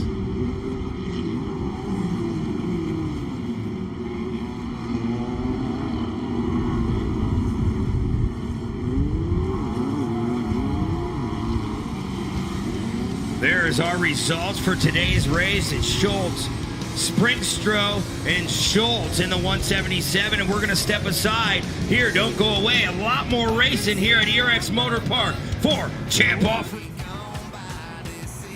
We've got our best three light buggy drivers of the day assembled up there on the podium. Haley Shanley, take it away. Thank you so much. Colin Schultz, you can hop on over to the mic there. Man, to be able to finish top 3 in such a stacked field, such a healthy car count, how does this one feel? Oh, this one feels great. Usually on the beginning of the season, I don't always get the best finishes. Well, this one definitely helps. Definitely improving over the years. Who would you like to thank? I'd like to thank Mikey Vanderhoel for building me a brand new hood. I got a fresh wrap this year, bright red. Chad Rayford for helping me in the shop too. All my family for coming out and doing everything they do. AMSOIL for their great products and oil. And that's it. Colin Schultz with the top 3 finish. Thank you. And Sean Stringstro, a good defensive position out there to hold your line. Tell us, what is it taking to be on the defensive on a track like this here today? I mean, I got these 2 behind me. I kind of expected what was going to happen. They run like this every year. It's just how they are. It's frustrating having to deal with them. I know other drivers are mad at them. It's whatever, but we're out here and we're going to come and win every week. Well, a strong second place finish. Who would you like to thank for this podium? Skin and Bones, European Mounts, PDI, Clink Equipment, Wentz Trackside, Flanagan Stop and Shop, my whole family, everybody that came and helped, Noah, Logan. Yeah, thank you. And Sean Springstro, your second place finisher. And your winner, Connor Schultz. You made this happen in a big way in the Ziegler Catapult turn. Tell us, what did it take to finish on top here? Well, I didn't really get the best start. I drew 9th for the start, so I had to work my way through the field, slowly picking off cars one by one. And then after the restart, I just went for it. And lucky on the last corner, and the lapper was involved too, so it wasn't just me. Who would you like to thank for the win? I'd like to thank my family first, and then Flying Dutchman Off-Road, my brother Chad Rayford, AMSOIL, they make great products, all the contingency sponsors for staying with us this year instead of Thanks, Chief. letting out. And yeah, that's about it. Congrats, Connor Schultz, and your 1600 light buggy top 3. Thank you very much, Haley. And man, congrats to the top 3 finishers. But right now, we have something very cool, Shane. We're going to go on board on track with 12 inches in the rear. You really feel the track. I mean, you're running like a 355 Chevy or a Ford Motor, 351 Windsor. On that note, I mean, there's not a lot of horsepower. They've come a long way. They run a 4412 carburetor on them. They breathe pretty well, but you have to drive it. It's kind of like your light buggy class. You have to hit your marks. Yeah, and for the fans at home, hey, maybe you know a guy that's got an old Chevy 1500 or a mid-90s Ford F-150 and you want to get into this. This is a great place to start, and it continues to be a very competitive class and a great entry point. Yeah, fortunately, my brother and I, we were able to win a bunch of races in this class, and we had to split track time out on the track, but yet you still had to sit down and drive this class. I mean, you see, you could look at Don Demity, look at his new truck they built in the offseason. Travis Peterson coming off a bad crash in practice yesterday. Good to see him back together, but this class, it's really competitive. It's a stepping stone to the super stock truck. Absolutely. All right, we've got 8 trucks out there on the grid. Let's go down to your starting lineup. On the pole, this is his first time out in short course off-road racing. The 599 is Troy Ringelstetter. Alongside him, the 555 of Travis Peterson. In the 593, it's Diesel Shannick. The 585 is Don Demney. He's your defending champion back with the brand new truck. The 512 is Stan Wood. 537 is Eric Sankowski. 520 is TJ Ewert. And 515 is Colin Wickman. Yeah, Shane, and we're going to see our first truck class of the day. The green flag flies, going under that ERX Motor Park finish line. Yeah, Ringelstetter got a great jump, and he's set up on the inside of turn 1 in that silver Ford. Ford versus Chevy here at the front of the field. Yeah, Shane, and I'll tell you, we keep talking about this class. You really can't go out in that fluffy, sandy soil. It'll get all messed up inside your truck. It'll dog the engines. When you talk about horsepower to weight ratio, if you go out, it's all over. You have to stay in that fine, fast line. And watch as you see Don Demney already trying to make the move up to the lead to Travis Peterson.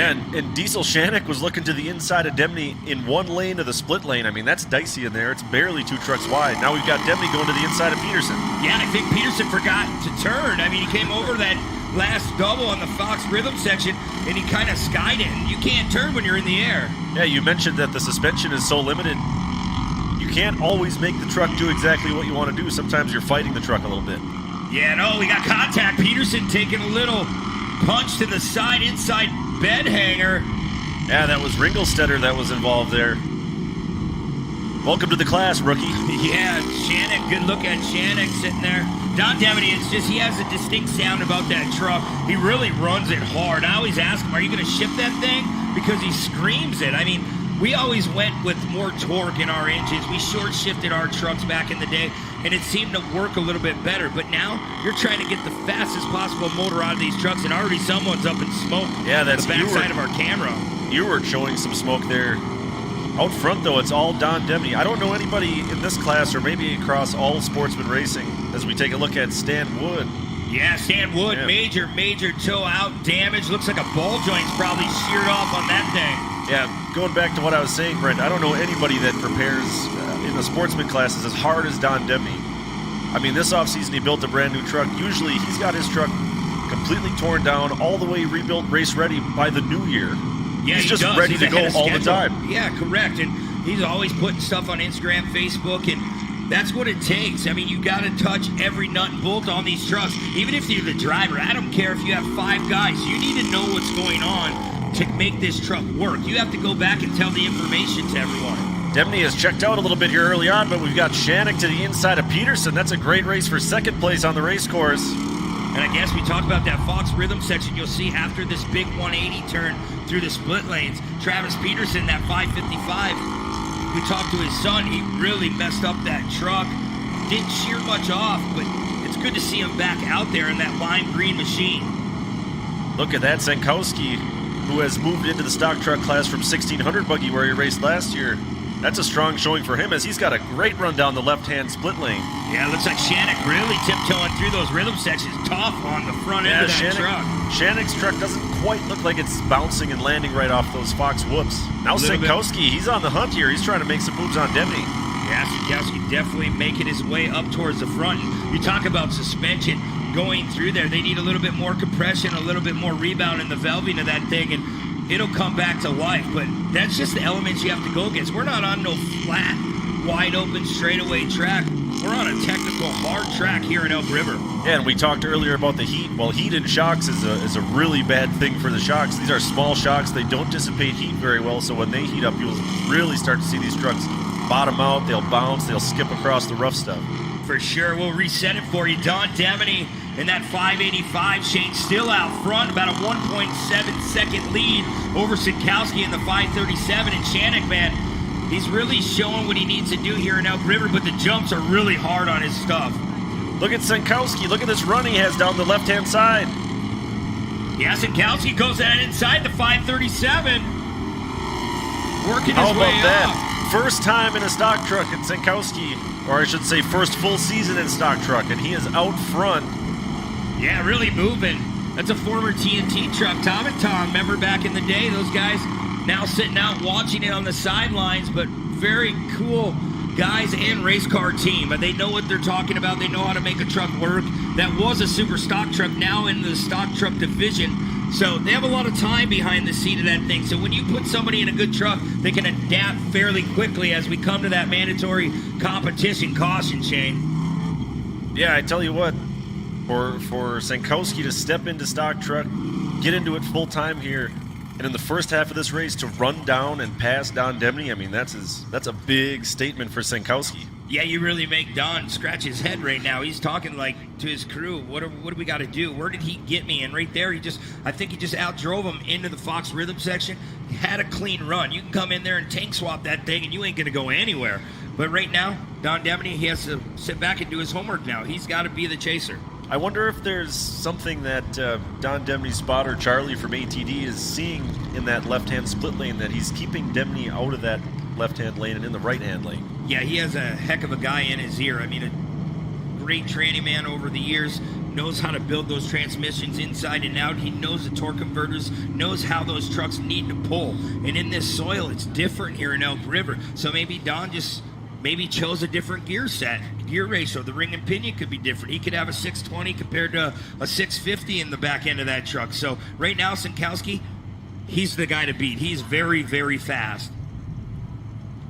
Yeah, and to be completely honest, Brent, maybe a little bit on our radar, Senkowski, but I certainly wouldn't have expected that he'd get the bonus points for leading at halfway here in round 1. Yeah, it looked like Don was going to check out like he did last year. Last couple seasons, he had an older truck last year. He raced similar body style and type layout on the fab of that truck, and I thought he would be the guy to beat. But right now, Senkowski, he really is throwing everything out the window, and he's showing Don, I'm going to be a guy to reckon with week in and week out throughout this summer. And man, Don, it's going to be fun. We'll see what that truck really has underneath it. Yeah, we got to make sure we keep thinking about Diesel Shanik there sitting in third. This is a guy with the trophy case full of race win trophies and world championships. He knows what he's doing in the stock truck class too. Yeah, definitely. It was a former Matt Ives truck all the way back when Matt Ives was winning championships. It was a long box style truck. They took time, cut it down, refab some stuff, but Gary Ives back in the day, he built that truck from the ground out to make his son win races. And right now, Shanik, he's in a good piece, and he knows how to drive. He's former champion, like you said, and he's having issues going through those sections like the Fox Rhythm section. But if he can give up a little bit there and maybe gain on the straightaways, I think he still has a shot at this. You know, really looking at this whole field, Brent, all these guys have run up front at different times in the past 2 years. This is the 6 trucks that are still left as we see Ringelstetter down in front being towed on the hook there. All 6 of these trucks have run up front within the last year. Yep, they know what it tastes like to win a race. They know what it feels like to be on the podium. Travis Peterson, this is his second full year in the stock truck division, and I was able to talk with him a couple different times when they're building the truck. They're very smart. They know how to build good cages. I mean, the guys can put a weld together and say it's good, but to have a cage hold together through these treacherous conditions, it's saying something when you're sitting out front right now in stock truck. Yeah, and he tested that cage a couple of years ago at Crandon with a wild rollover. As we're coming back to the green flag, the newcomer, Senkowski, leads them back to green with Demny and Shanik giving chase. Yeah, 537 of Senkowski. Overshoots the turn a little bit. Don Demny still running in second. Shanik, we talked about him running in third. We'll see if he has anything for Demny coming in the 180. I'm keeping my eye on Demny as they get to the split lane. I have a feeling that he's going to try that left-hand lane after getting worked over by Senkowski a couple laps ago. Yeah, and if you're Don, you have nothing to lose. You're not going to pass a guy following him. That's what I always like to say. You have to find your other way around, and we'll see if Demny can run that high side and get a run on exit. He's clearing him fairly nicely. Demny's doubling down on that right-hand lane as you saw Shanik go to the left. Yeah, a little bit of a run, kind of hard to see from our point of view as we look at that drone footage once again. So cool of a shot. That shot gives you a sense of the scale of the Ziegler catapult, how tall that hill actually is. Yeah, it's hard to walk up it. If you start on the bottom side of that hill, to go up that incline, it is something else. You have to see it in person here at ERX Motor Park, Elk River, Minnesota. Not very far, about a 6-hour drive from Bark River.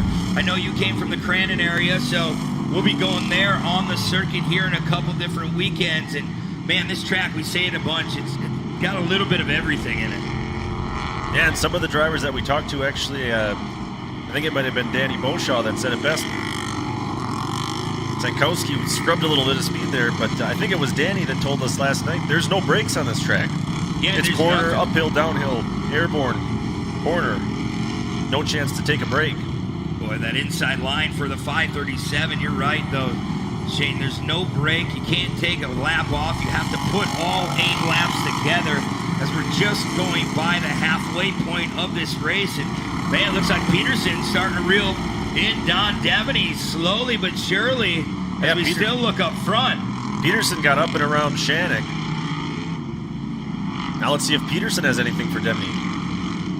Senkowski, that 537, going to check off another lap here in Elk River, clearing the tabletop nicely, going down in a little right-hander. You see the different colored spots of dirt down there, the different lanes. It's starting to actually almost blue groove in that bottom side. You see that darker dirt. It's more of a loamy soil. You want to try to catch that fine edge, especially with these trucks as you see them try to apex that turn. Yeah, Haley told us at the top of the show today that the track is going to wear in and the lines are going to move. We're starting to see that already. Don, looks like Don might have missed a ship. Peterson, he's got company. Here comes Shanik off the back door of Peterson. Yeah, Shanik just wanted to let Peterson know that he's there. I'm just letting you know. A little bit of love tap there. Yeah, that's what I love to call it. You just give him a little bump, tell him I'm not going away. As Peterson, he's trying to run what we call the cushion, and you have to be perfect with these trucks as Demity just kind of walks away. Yeah, not only are these trucks a little bit underpowered for their size, they're heavy, 4,000 pounds, and not a ton of horsepower to throw that weight around. Yeah, I remember driving these trucks. You just sit back and you're trying to hit every line perfect, and you're listening to that motor. I never stared at the tack or anything. As we come to the white flag, you really just try to finesse that thing. Okay, don't scrub here, just like a light buggy or a 1600 buggy. You really just want to carry that flow through this beautiful track. So on the final lap here, Senkowski, just about a 5-second lead over Don Demney. Like I said already, what a statement to make for Senkowski. Yeah, to step in here, a challenging technical track, and to really stick it to some veterans in both Shannick and Demney. Yeah, he's doing very nicely on that backside. He's very clean, working that steering wheel, not scrubbing a lot of speed, like we said, coming to the flyway jump once again, and you're going to see some airtime later this afternoon. We get into the higher truck classes, the Pro 2, Pro 4 band. I don't know, Leduc, Cheney, you just keep naming those names. Greaves, they're going to bonsai. It's all checkered flags, though, right now for Senkowski. That 537 making one final turn. Very, very nice turn. And he's going to do it, man. First time out. What a clean run.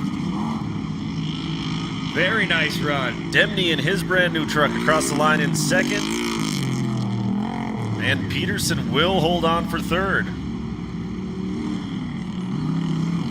Shannick will come across in fourth. Wichman will be in fifth. Ewart in the 520 will be sixth. So definitely going to have to go back, do their homework, get their trucks all fixed up. And right there, man, that truck don't need any work. Yeah. Travis Peterson, our third place finisher. Congratulations on this podium finish. You can hop on up to the mic there, sir. A beautiful progression of a race for you, just clicking off of the positions. What came into play there for you to allow you to do that?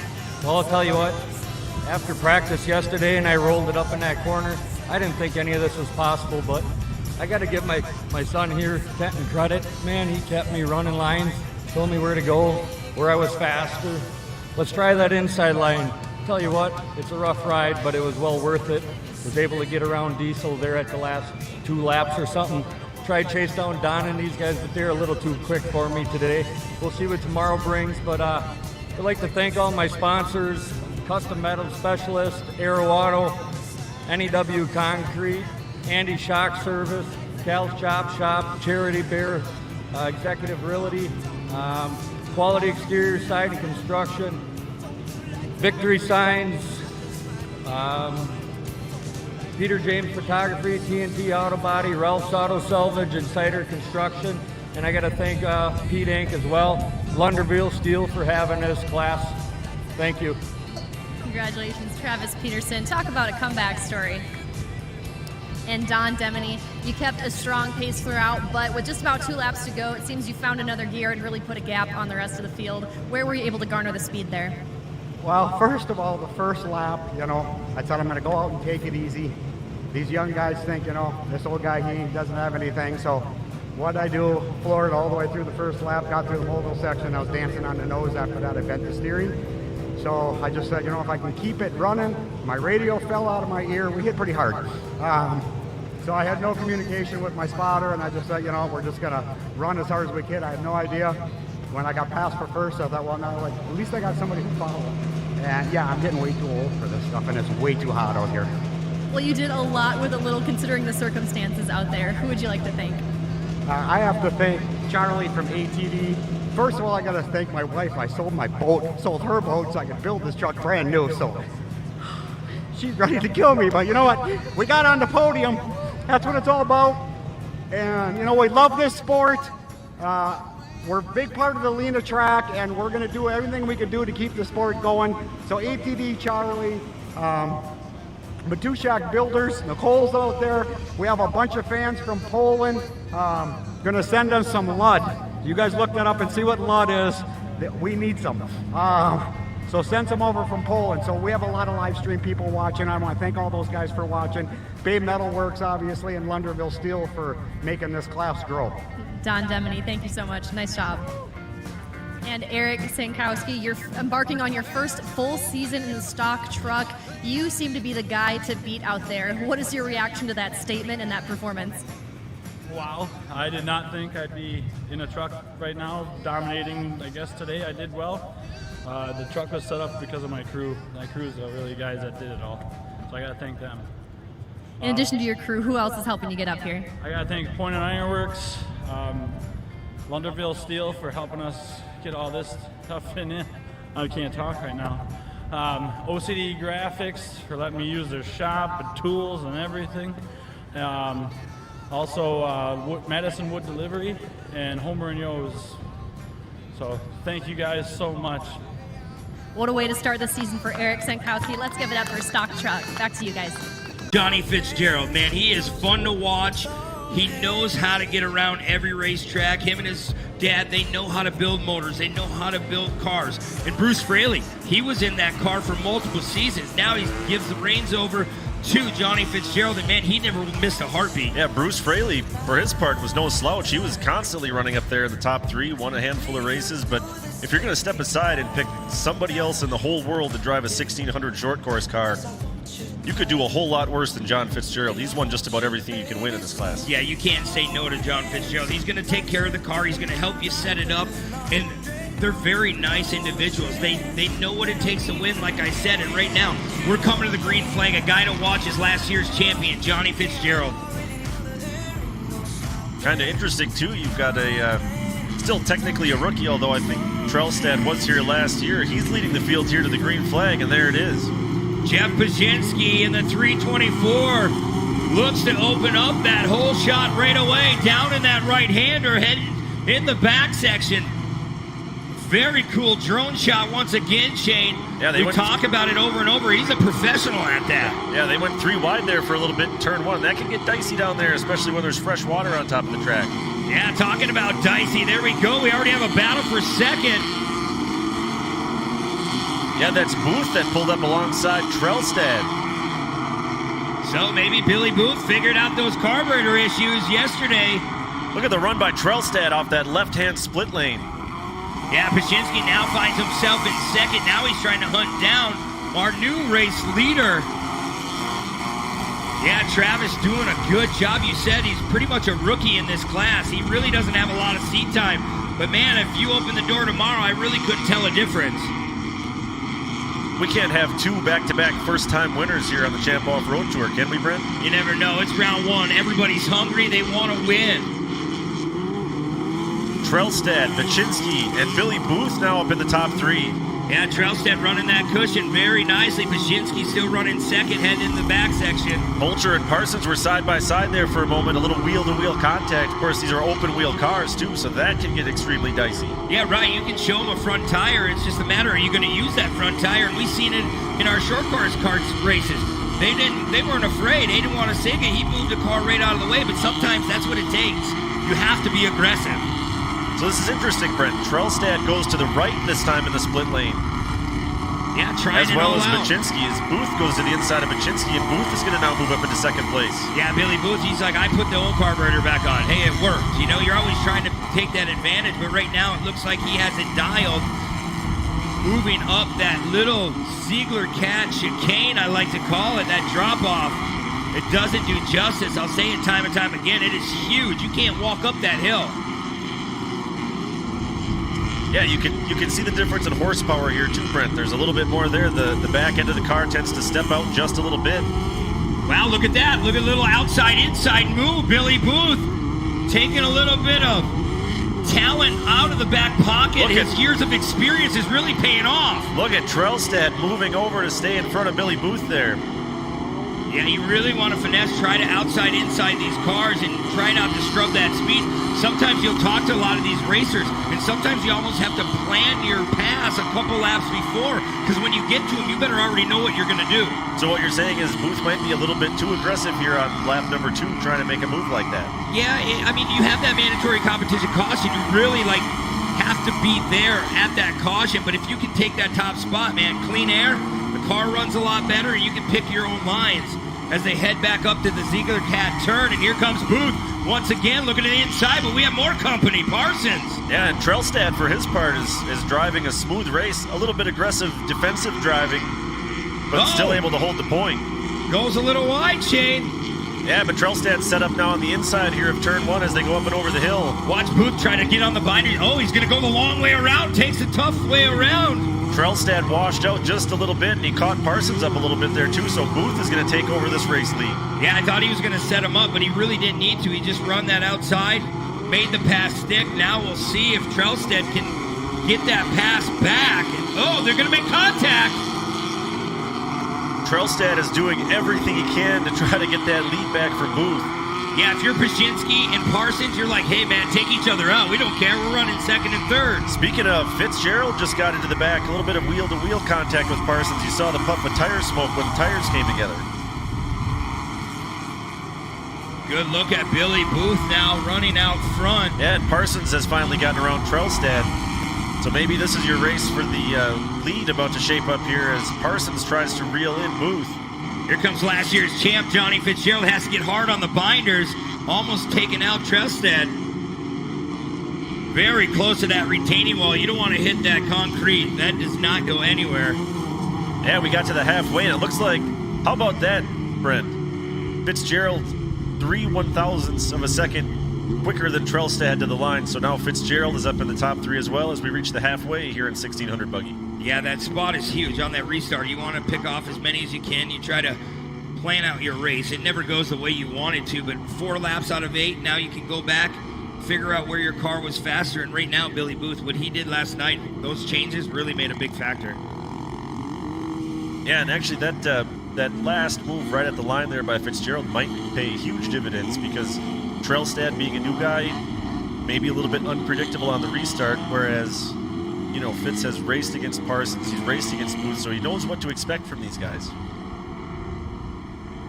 We'll give them one parade lap, get them all re-racked, restacked. You see some more steam coming out of the back of that car. See what color. That's the 300 of Ed Holcher. Yeah, being this warm, it's really difficult to keep them cooled down. I mean, anything, it's really torture to these cars or trucks today, so we'll see if the 300 car can make the rest of this race.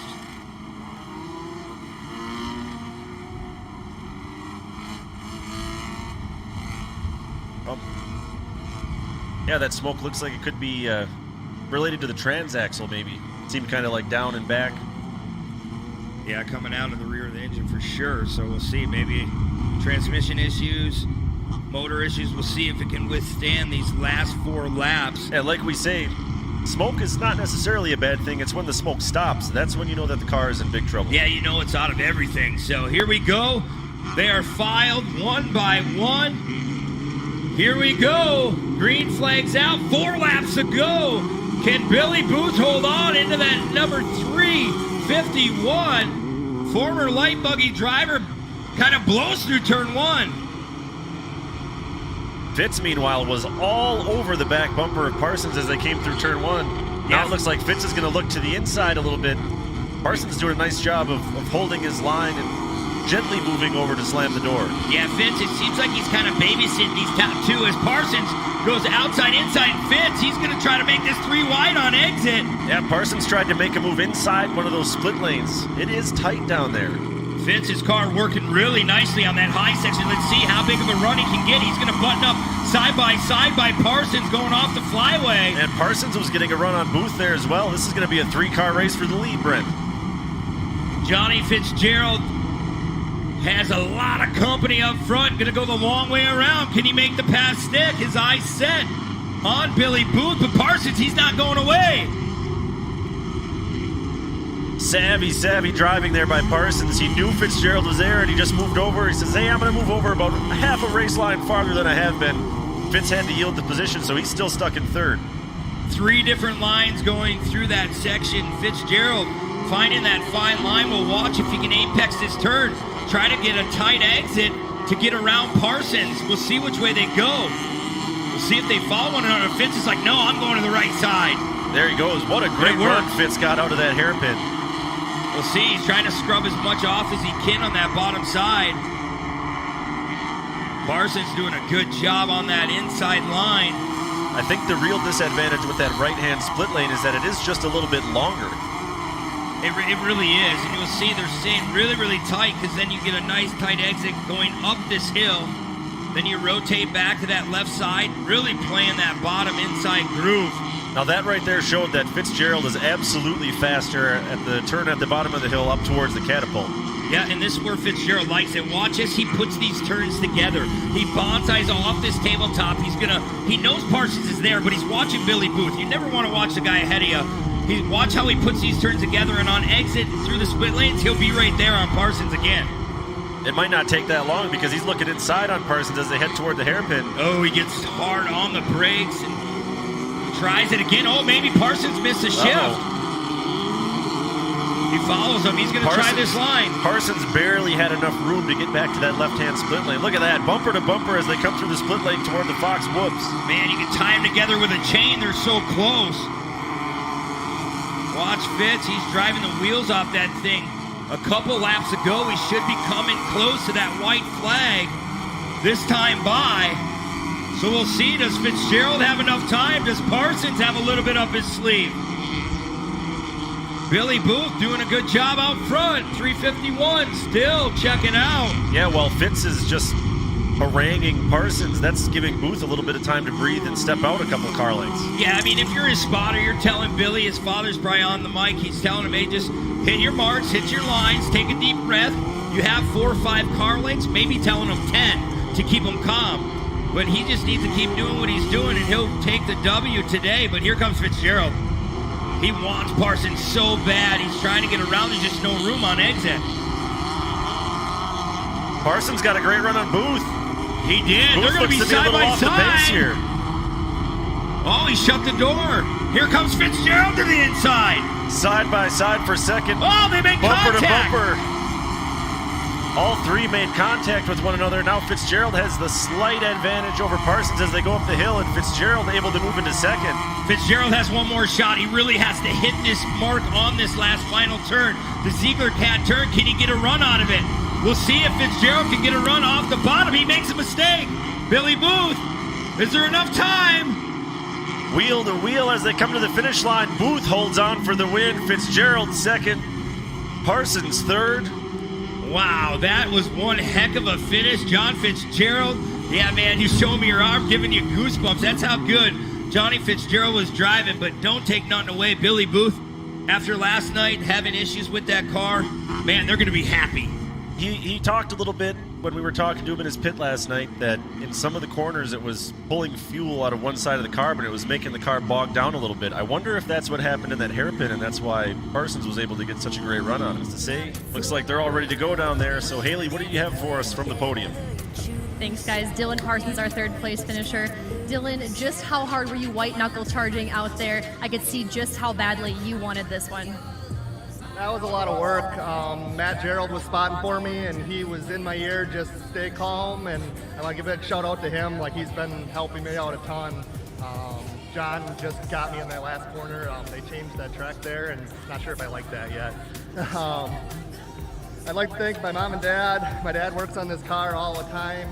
Matt Gerald, Mike Brew, Kurt Gerald, Eric, and everyone else that helps me out.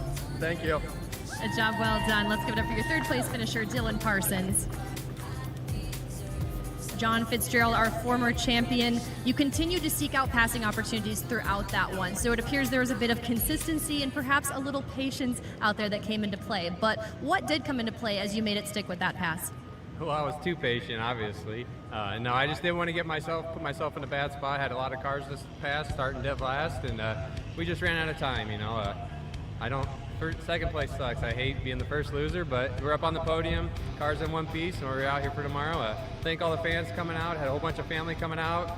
Got to thank Bruce Fraley for giving me the opportunity to wheel his hot rod, the Winter Motorsports Group, everything they do for us. We had Goodwin Industries come on board this race, and everybody that helps us out, thank you. All the guys in the pits. We'll be back.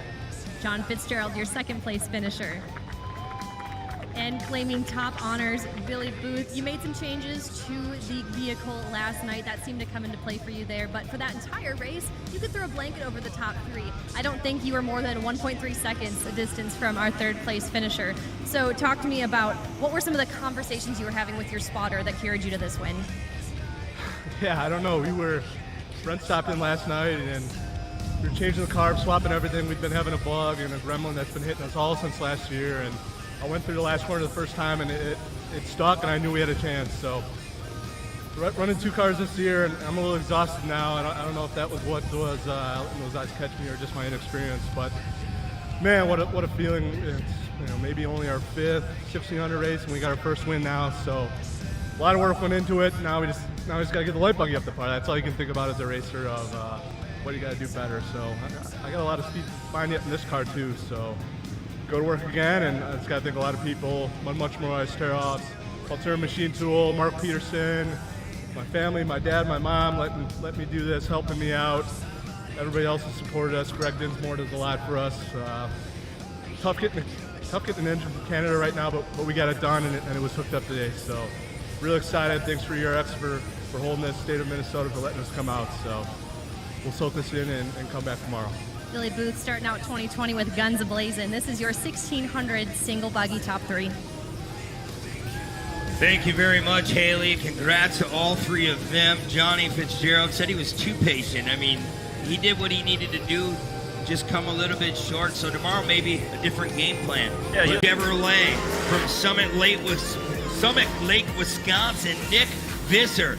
He's won a lot in the super stock truck class coming from the stock truck class. So another stepping stone. We talk about them throughout the day. If you start in light buggy, go to 1600 buggy. If you start in stock truck, you go to super stock truck and hopefully move on like Dan Boshaw did and move up into Formula 4x4 or Pro Light. Also in the field as we're getting close to taking the green flag here, the number 888, you've got the Wild Man, Willie Freshour out of Hortonville, Wisconsin. The number 811, Harvey Wold. And rounding out our 12-truck field, the 867 of Tyrone Arneson. 12 trucks that are all fast trucks and talented drivers. It's going to be a good one. Speaking of talented drivers, the green flag is about to fly for Super Stock Truck. Jorgensen holds the inside alongside Cooper as they come into turn number 1. Yeah, Kyle Jorgensen Cooper moved over a little bit. Cooper had to check up there to stay out of trouble. Yeah, Cooper stays up wide, but now he'll be on the inside of this 180. Watch as that front end goes down, trying to tiptoe his way through. Big comes to the inside already. Yeah, Big knew exactly what he wanted to do there that first time through the hairpin. He poked his nose to the inside of Cooper. Joey Machosik now in that 851. We're half a lap in, Brent. This is already shaping up to be a great race for the win. As you see, Bing now goes to the inside of Cooper. Yeah, I was saying the 851, Joey Machosik already moving up, and man, Trey Boshaw looks like he might be a little off the pace early on. I know he had some teething problems with that truck. Bonsai off the Fox Rhythm section, bent his sway bar, so now we go back up front. It looks like Nick Bing, last year's champion, that HBI ride, out front. Maxis also on board. Tires are really doing what they need to do early in this fluff.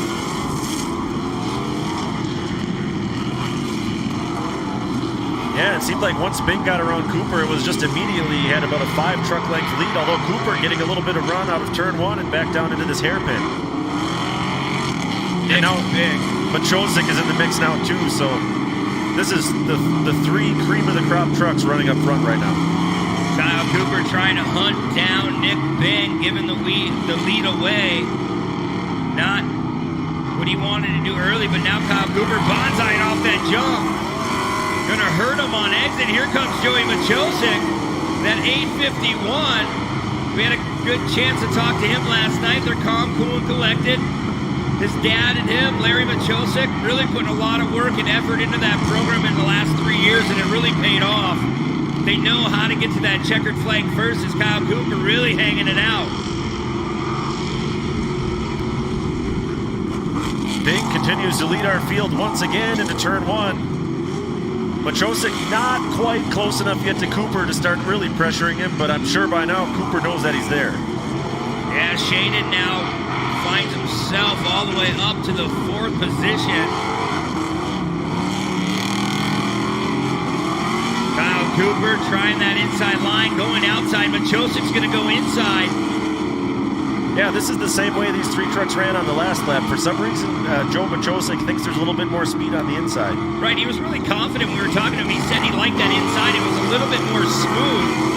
But I feel if you can get that outside to work, we watched the pros even in practice, seen Kyle LeDuc, seen CJ Grief, they tried a little bit of different lines through the Talladega turn. Yeah, if you can run a little bit farther outside, you're able to carry a little bit more speed. Nick Bing in that HBI. Max's tires ride, gonna click off another lap. His trophy room just keeps on getting bigger week in and week out, year after year. He's been in the class a long, long time. He knows how to set up these shocks. He knows what the motor needs to have in it. I mean, there's limitation. There's rules. You have to have a 4412 carburetor on it. There is a restrictor plate. So you just can't come out with this big bullet and think you're gonna run away and hide. You really have to go by the rules and the specs on these trucks. Well, you talk about how well prepared Nick Bing is. Who else would be his neighbor there in Abrams, Wisconsin, but Don Debney? So who do you think he learned that preparation from? Right, Don wasn't far away. I bet you Don was at his house every other day. You know, Don, he loves his sport. He said it. He loves seeing people get out there and race. And Nick Bing, he's showing the way around. As Kyle Cooper, though, he's within striking distance. We're at lap 3 out of 8. We should be coming to the mandatory competition caution this time by. That's when the red and yellow flags fly. We'll re-rack, restack them once again as Kyle Cooper still staying in there with a strong second. Machosik in 3rd. Yeah, further back in the field, Holcher, that was a strong run for him. 4th place at the line. A little bit surprised to see Visser this far back. He's running in 6th behind Shaden, but also I just saw the way Visser's truck landed on the finish line jump there. There's a lot of bounce in that left front, so I wonder if he may be having some shock issues. Yeah, you wonder. A lot goes on in those trucks, and who knows, something could have broke. Right now, the shocks are doing their job on Nick Bing's truck. Blazing orange with a little bit of white and black on that truck. You can never miss it. It's normally out front. At the end of the day, he does do his homework, and it's a lot of prep. I mean, I remember prepping these trucks back in the day, and you really need to hit every nut and bolt. I don't care if it's a shock bolt, a tie rod bolt, all the way down to the hub. Anything can happen on these trucks. And hey, did you check that? Well, you better just go and check it again, just because when you're out here launching off this Fox rhythm section, there's stuff coming loose. I don't care who you are. Yeah, well, we talked about the preparation and the friendships that Nick Bing has that he draws on a little bit. You look at 2nd place, Kyle Cooper. His dad, Lee Cooper, Wolverine Performance, has been building Ford engines for the Midwest short course racers here for years and years. He is no slouch when it comes to setting up a truck either. No, you go back definitely. to 3rd, you got Joe Machosik, whose dad, Larry, raced that truck after racing Formula 4x4 for so long. So Larry knows pretty much everything from the front bumper to the back bumper, how to set it up perfectly. Yeah, you really have to know everything about these trucks, and you can come out here and say you're going to win, say you're going to be in 5th. I don't know how many friends over the years like, I can do that. Well, good luck, because you really have to have a good program and a lot of good people behind. We don't say enough. I mean, you watch the drivers out there, but it takes the crew chiefs, the mechanics, the voluntary work in these guys' shops and during the week. Nick Bing, he probably has a handful of guys that are like, let me turn a wrench. And it's showing right now. These guys are excited. They're ready for the second half of this race. Race leader Nick Bing leads us back. Green flag as the second half of Superstock Truck is underway. Look at Holcher, the great run Holcher got as he went up the inside of Machosik there for a moment. Man, Ben Holcher, he really wanted to make that pass stick on Machosik, but there just was no room. Yeah, he got caught down there on the inside and ran out of room to get that horsepower down. Now let's watch Cooper go to work on Bing as they enter this hairpin. Bing goes a little wide. He's going to open the door. Cooper, let's see where he goes. He's going to stay on the back of Nick Bing in that 833. Kyle Cooper, that 873, going to come through the Fox rhythm section. Both of them taking that high side. And here comes Machosik on the bottom. Machosik, that's an aggressive line there for Joey Machosik. And we watched him. He kept sticking to that inside line. Hey, he's packing it down. He's making it work. Yeah, I was starting to think that maybe it was a mistake that he was committed to it for so long, but I mean, that last lap showed he's got some speed there that nobody else is seeing. 4 laps already put away here in Elk River, Minnesota. Here comes Kyle Cooper once again. All over the back of Nick Big, bouncing heavily off the tabletop. Cooper's going for broke at this point. Oh, here comes Cooper once again. He's definitely going for broke. Cooper wants this inside line here. Let's see if he tries to set up an outside into this hairpin. Big knows he's on the protected line, but it could push him out, and he does. He over-rotates a little bit. Kyle Cooper, no, can't get the job done. They're nose and tail. Yeah, Cooper absolutely refused to take that left-hand split lane. You saw him just back off a little bit so he could tuck in behind Nick Bing and stay off to the right. Yeah, you know how many laps you have left. They're talking to you. There's the dust cloud from Machosik. It's another great charge. Let's see if he can make this stick on Cooper. Oh, tries a slide job, can't commit. He's got to come all the way across to make that pass stick.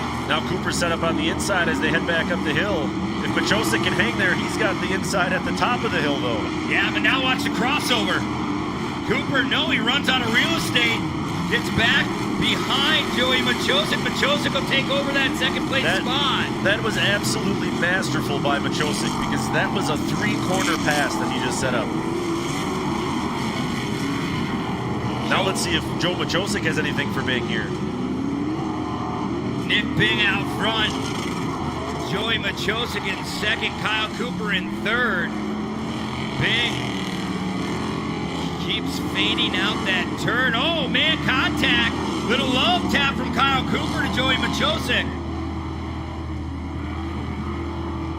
Yeah, Machosik stacking his chips again on that inside line. Yeah, he's really committed to that bottom side. He really feels there's something else, and maybe it'll help him reel in Nick Bing, but time's running out. Such a cool drone shot. Right on top of Joey Machosik. Machosik going out in the fluff just a little bit, getting dusted by our leader. White flag is going to be out this time for Nick Bing.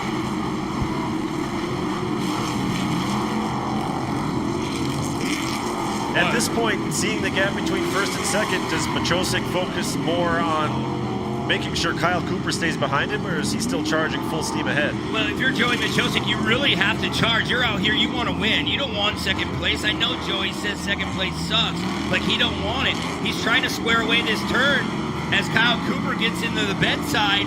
I don't know if there's enough time. I mean, Nick Bing's doing what he needs to do. He overshot the tabletop, made a little bit mistake, but when you have an 8-10 car length gap, you can make a little bit of mistake on this final turn. Yeah, Machosik that last time through finally has some breathing room between him and Cooper, and Machosik actually reeled in Bing. Yeah, and you're on the last lap. You're here in Gremlins. Nick Bing, he's been in the winner's circle a lot of times, but he's lost it on the last lap as well, so don't want to jinx Nick Bing, but right now that HBI truck going to make one final turn. He's going to do it, Shane, taking the checkered flag here in round 1. Look at that close finish. Cooper was reeling in Machosik. Joe Machosik will hold on for second. Kyle Cooper third. And Nick Visser with a pretty strong second half there winds up in fourth. Wow, we talked about it earlier. It's anybody's game here. It's anybody's trophy. You just want it as hard as you possibly can. And right now, Nick Bing, last year's champion, he's like, hey, boys, you're going to be chasing me all year long. Yeah. Honestly, Brett, if you told me, hey, tomorrow in round number 2, none of those 3 guys are going to be on the podium, it's going to be 3 new guys, I would totally believe you. Thanks, guys. Kyle Cooper, that one was so intense. You can hop right up to the mic. You were throwing absolutely everything you had at this. You were not giving them many chances here, but you were going for broke. And how was that one for intensity? That was one of the most intense races I've ever been in. I hope the crowd really enjoyed it because I know I did behind the wheel. I think Joey and Nick did too. But yeah, we made some changes over the off-season to the front of the truck. I thought I had the shock set up where we needed it, and it was hitting a little hard, and I was just thinking first race of the year, let's get some points, and we'll go back tomorrow and we'll be keeping these guys honest again. So I'd like to thank the Lord. He blessed us with a new sponsor this year, Classic Instruments. They make gauge clusters for us. They provided one to us. Also, Market Dynamic Converter hooked us up, new converter. That thing was hooked up. It was awesome. And then my old sponsors, Jeep Super Shop, Accurate Transmission, Wolverine Performance. the crew, we got a skeleton crew this week, Matt and Matt, but they're killing it for us. Stingle's spotting for me, and everyone else. We'll be back up here tomorrow, hopefully 2 spots better. We look forward to it. Kyle Cooper, P3. And Joe Machosik, you were committed to the bottom of that split lane section, but overall, very impressive lines. What was the methodology in that one? Just keep it together. It's a rough track. I know these two don't make many mistakes, so when they do, you got to take advantage of it. We had a little problems yesterday in practice, and we figured it out. Had a little better for today, and it was fun battling with these two. I thought the lower lane was a little faster, and hoping those two would tangle, and I could get around them, but it was fun battling with Kyle. I'm going to give him hell for a while on that one. I'd like to thank my dad mostly, Muskego Crane Service, Charlie from ATD, and All Safe Fire Equipment. He comes across the stripe in second. That's Joe Machosik. Gotcha. And last year's champion, he's our winner here today. Business as usual, Nick Fing. You had a very comfortable lead towards the end there. So on those last few laps as they wind down, were you able to relax, stretch your legs a little bit, or did the intensity in the cockpit carry throughout? Intensity carried throughout the whole race, because I know these two guys and the rest of the field chasing me down. If I make a mistake, I could go back to pit. So keep it clean, keep it running good. Hit your lines and just keep going. Charlie, spot for me, keep me cool. Run your lines. You're doing good. And Kyle ducked in a couple times, keeping me honest. I know they were there, so we just kept digging at it, and away we went, and here we are. So this is just awesome. You met your marks and it worked out. Who would you like to thank for the win? Yeah, there's a lot of people I'd like to thank. Darren at Max's. I dropped the tires off this morning, and he's like, "This is the groove that's gonna win." Well, you hold you true to this one. So thanks, Dave. Max's Tires, All Out Asphalt, Adams Automotive, Charlie from ATD for making a heck of a trans, really good package on there. Holter Brothers, All Out Asphalt, Adams Automotive, Lucas Oil. And there's many more. Bruce from Nishek Auto Body. Same thing, skeleton crew this year, but coming this weekend, long haul over. But thanks everybody for helping. And this one's for Dad. This is his birthday yesterday, so happy birthday, Dad. Happy birthday, Dad. Well, he is claiming a victory here in round 1. This is Nick Bing in Let's Get Loud for Super Stock Truck.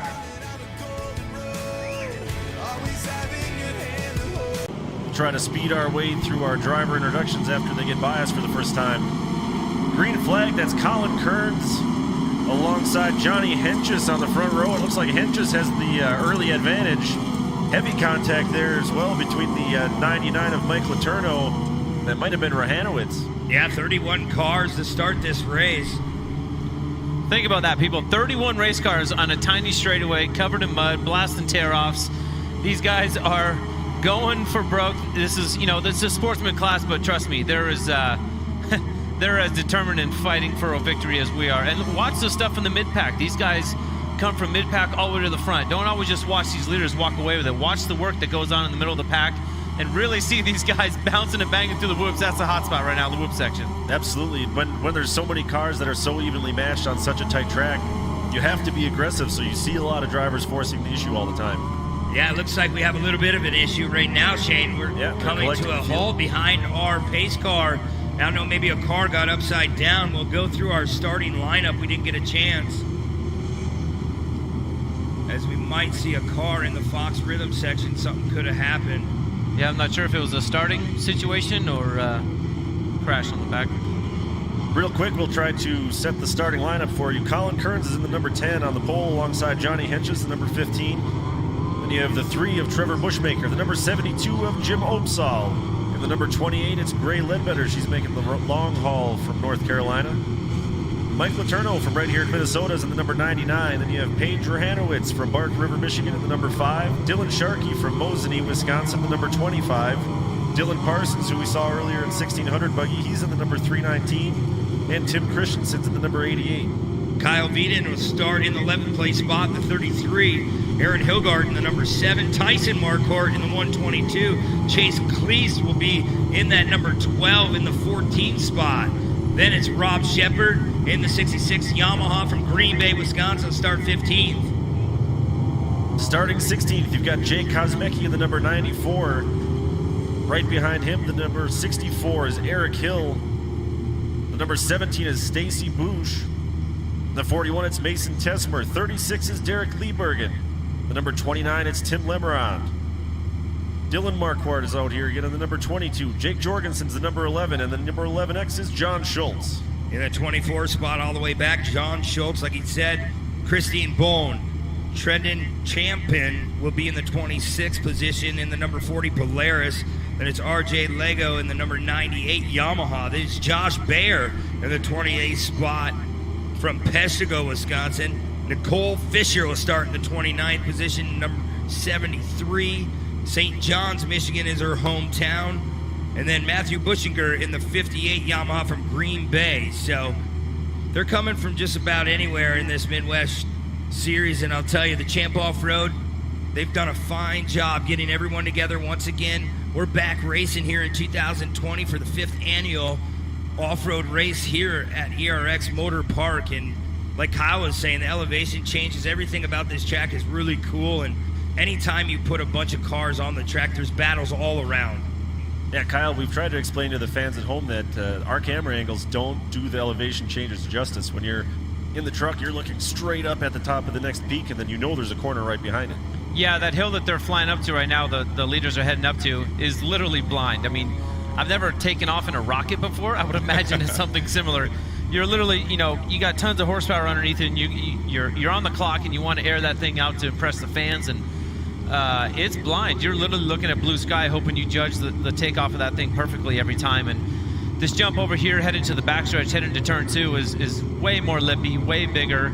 And again, you're literally looking at the moon, and you're shooting for it. So we definitely push the limits in these trucks, and they've got gauges to show you guys how far we really are flying. And it's impressive, dude. Every time we do it and get in these trucks, and what we can get away with is absolutely insane. But these drone follow shots, it really puts you in the driver's seat. I mean, that puts you outside of row 3 right now, and it gets you hyped. I'm hyped just watching these guys getting geared up for the green flag. Yeah, we should be coming to the green flag this time by. Watch that number 3 on the inside, Trevor Bushmaker. Really coming alive in the last couple of seasons. Very, very fast, and we're back under green. Yeah, green flag that time. It looks like the 15 of Henches able to get the jump on the number 10 of Colin Kearns. Bushmaker, a great run up the inside alongside Opsahl. Oh, they're 3 wide up over the hill. Almost made it 4 wide there for a moment. They are down the backstretch, 4 wide. It's going to get bumpy, boys. Bushmaker comes to the inside, trying to tiptoe his way around. Yeah, Kearns did a great job of holding that line about 3/4 of a car length off the inside, so Bushmaker had nowhere to go. Watch coming over the hill here. You're going to be inside line, right side line. Watch him mix it up here in the big Talladega turn. It's going to be high, guys. Oh, yeah, here we go. Mixing it up. Look at that high line. Look at the speed they bring coming into that. Yeah, the 15 of Henches, he actually tried the line that we saw in your onboard lap. Nice. Come out on the right side and move all the way to the left.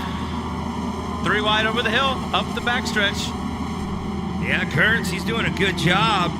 Woo. That number 10 ride from Manitowoc, Wisconsin, all the way here in Elk River, Minnesota, out front. No tear-offs needed right now for him. Oh, we got a car upside down. Little pirouette. Oh, and they all stack up behind him. Oh, major toe-in damage. Tie rod definitely gone on that machine. That's the 72 of Opsahl. He was running up near the top 5 the last time past the line. Now we'll go back to a full course yellow. Kearns holds the advantage right now. So that gets them past the stripe, and that gets lap number 1 down, so they'll be starting single file. They won't have to do a full restart. Here's a look back at what happened. Oh, on the cushion. On the cushion. What a bummer. Luckily, those guys behind him shut it down and got past him good and didn't hit him too hard. I mean, in the Pro 4, when you're coming through that last little chicane there, when you're hugging it that tight, do you feel like you'll blow to that K-rail? I mean, you're dealing with inches here. I mean, if you bump that stuff on the inside, and it looked like they were, 2 to 3 wide there, so he's giving himself room, and he just gave himself a little bit too much room. Once you get up in that fluff, it's really hard to slow those things down from just going all the way and kissing the fence. So definitely a bummer to see him out. Looks like he's all right. They're going to flip him over, but that thing is done for the day. Yeah, tough break for Opsahl. It was a random draw for the grid, just a pill pull for the grid. He drew 4th, so advantageous starting position in such a big field, and now moving forward to tomorrow into round 2, you'll have to start way at the back and have some work to do to get back in this points chase as the season moves forward. Yeah, they're going to have to bring that back to the pits. I mean, that's what's so cool about this sport. You can go back there and watch them actually tear these cars apart. It takes time, and I mean, obviously the money is one thing, but if you're out here, you're here to win, and he'll go back, put a new tie rod on that thing. Hopefully everything else is all right. You can button it back up, get out for practice tomorrow. Try to reset the rest of the field a little bit for you here. Kern still holds the lead in that Yamaha number 10. Johnny Hench is running second, the number 15. Yeah, Bushmaker less than a second behind on that previous lap. So I feel Bushmaker has a chance at this. He has been running a couple different races, and he knows what that car likes, and he's been changing some things. But right now, I wouldn't do a thing. That number 3 is pretty fast. He just needs to pick the right lines, and you can get out of shape through any part of this course at any given time. Like Kyle was talking about how heavy that dirt is. If you get out of that race line, man, you can go from 2nd to 10th just like that. Yeah, on the track, but they put down a little bit of water. They did a good job watering it. It looks like it's tacking up pretty good. So the mud aspect of it, I think, is done. So it's going to turn into a really good racetrack. And there's going to be some high lines, some mid lines. I think that you guys call that the Talladega turn down there in the back. That's going to be the hot spot. I think there's going to be low lines, and then there's going to be the kamikaze dude that runs up the high line and tries to take him over the hill. So if a battle starts there in the whoops, it's going to finish over the hill and up the backstretch. So keep an eye on that whoop-de-doo section coming out of the backfield.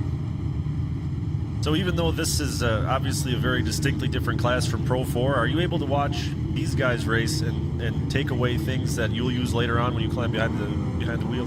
Yeah, I mean, racing anything, whether it's going to the local go-kart track and leaning behind you and pulling the throttle on the intake system to get ahead of the competition, no matter what you're racing, finding guys that will take something and make it out of nothing is very exciting to me. And watching these guys, how even they are, and literally going down the straightaway, they've almost got identical setups, and they can't outpull each other, and they don't have more horsepower. It's literally a driver's game. So when you see these guys running up front, they're driving flat out better than the other guys. So that to me is exciting. And of course, these are 4-wheel drive. So not a lot of people in the world get to drive 4-wheel drive cars, and these are definitely super sketchy, short wheelbase, high horsepower 4-wheel drive cars. So they're having the time of their life out here racing, and I definitely want to try one. I've never really gotten too rowdy in a fast UTV before, but they're racing. There's a trophy at the end, and they got sponsors, so they're doing it just like everybody else. And definitely hats off to these guys. Yeah, it definitely has swelled up this whole class, the side-by-side series itself. I mean, there's so many cars. They bring a lot of people. As we look at that cool drone footage once again, me and Shane been talking about it all day long. So cool. You can actually ride with these cars through this track. Yeah, I mean, look at that lineup. Look at all the way down the backstretch. That is definitely something of a category that we haven't had in a long time. So appreciate all the side-by-side guys, the athletes, the families, the sponsors that build this class, because you guys are filling the field. The sportsman category in the Midwest is definitely something that's been around since I was a kid, and it's going to be around a long time. So support it, take care of it. It's definitely what we need. And that guy is super bummed right now. I mean, we've gone to Crandon, we've lost hundreds of thousands of dollars, blown $60,000 motors. That guy's just as pissed as I am from losing that money because his tie rod's broke. If that tie rod wasn't busted, he would be out on the track, and sweet revenge he would be trying to put out on this field. So bummer for him. 72, that's a wrap. Bummer. Or drive it. It's good. She'll go backwards. Send him. It looks good. This shot right here really gives you a sense, if you're sitting maybe 20th position on the grid now on this restart, of just how much work you have to do. You have to not only keep up with the guys in front of you, you have to find a place to pass them cleanly, stay out of trouble. Yeah, it's like fighting for, your position on the 10 freeway out in California. Like, they got a long way to go. They're not fighting for top 10. They're fighting for top 20 and then get to 15th, and you've still got 14 trucks to go to cast a check at the end. So the guys in the back definitely got their work to go, but hopefully somebody can throw down some cool moves and give us some action to tune it up around here. Looks like the pace car is still holding on to our field. Caressing that flyway jump. See, hopefully we can get back to green flag here shortly.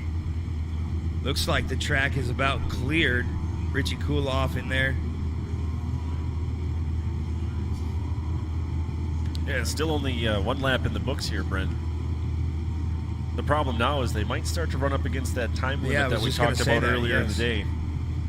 Yeah, that 20-minute window. Once we get close to that, they said they're not going to cut it off during a lap. It's going to be either a green-white checkered or white checkered right away, you know. So we'll see how many minutes this is going to take. So that changes the strategy of your drivers, too. Like, if you're back in the 14th, 15th spot, there's no more time to waste. I don't think we might even cut out that mandatory competition caution now that we're using so much time. So I think what they're trying to do right now is get the grid settled. So they're the official up in the spotters booth is talking to each driver and telling them who's to line up behind. So that's kind of why we're taking a while to get this thing sorted out and figured out, because they've got a lot of cars to get lined up. But it looks like we're good to go, and the chaos will ensue.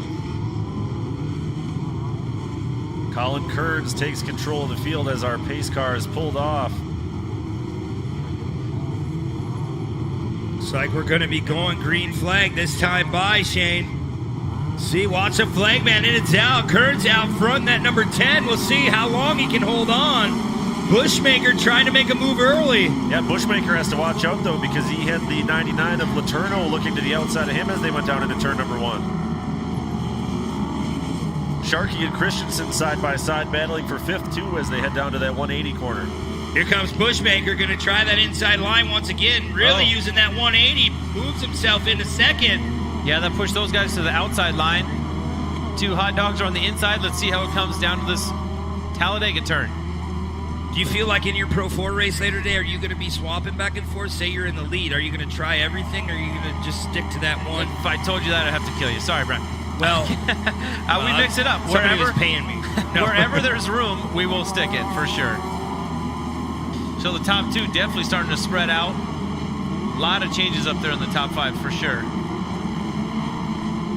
Kearns still out front, that number 10. Click off lap number 2. Bushmaker now heavy in the camera, going to try to go to that inside lane. Woo. Meanwhile, Hentges goes to the inside of Christensen. That was an aggressive move in turn 1. Hentges back up into the top 3 now. They're making up a lot of time back up in there on that 180. We got a split. The top 2 are split lanes coming up the back. We'll see who can pull it off through the rhythm. Yeah, Bushmaker really trying to run that high side. We'll see how that exit turns out. So the outside lane is definitely slower coming in, but he's going to gain speed up here and is going to make it up on the hill. He should. Looks like it's a little bit too slow for this size of a car and horsepower-wise, so he's going to have to switch. They're going to have to go single file up the left lane. Because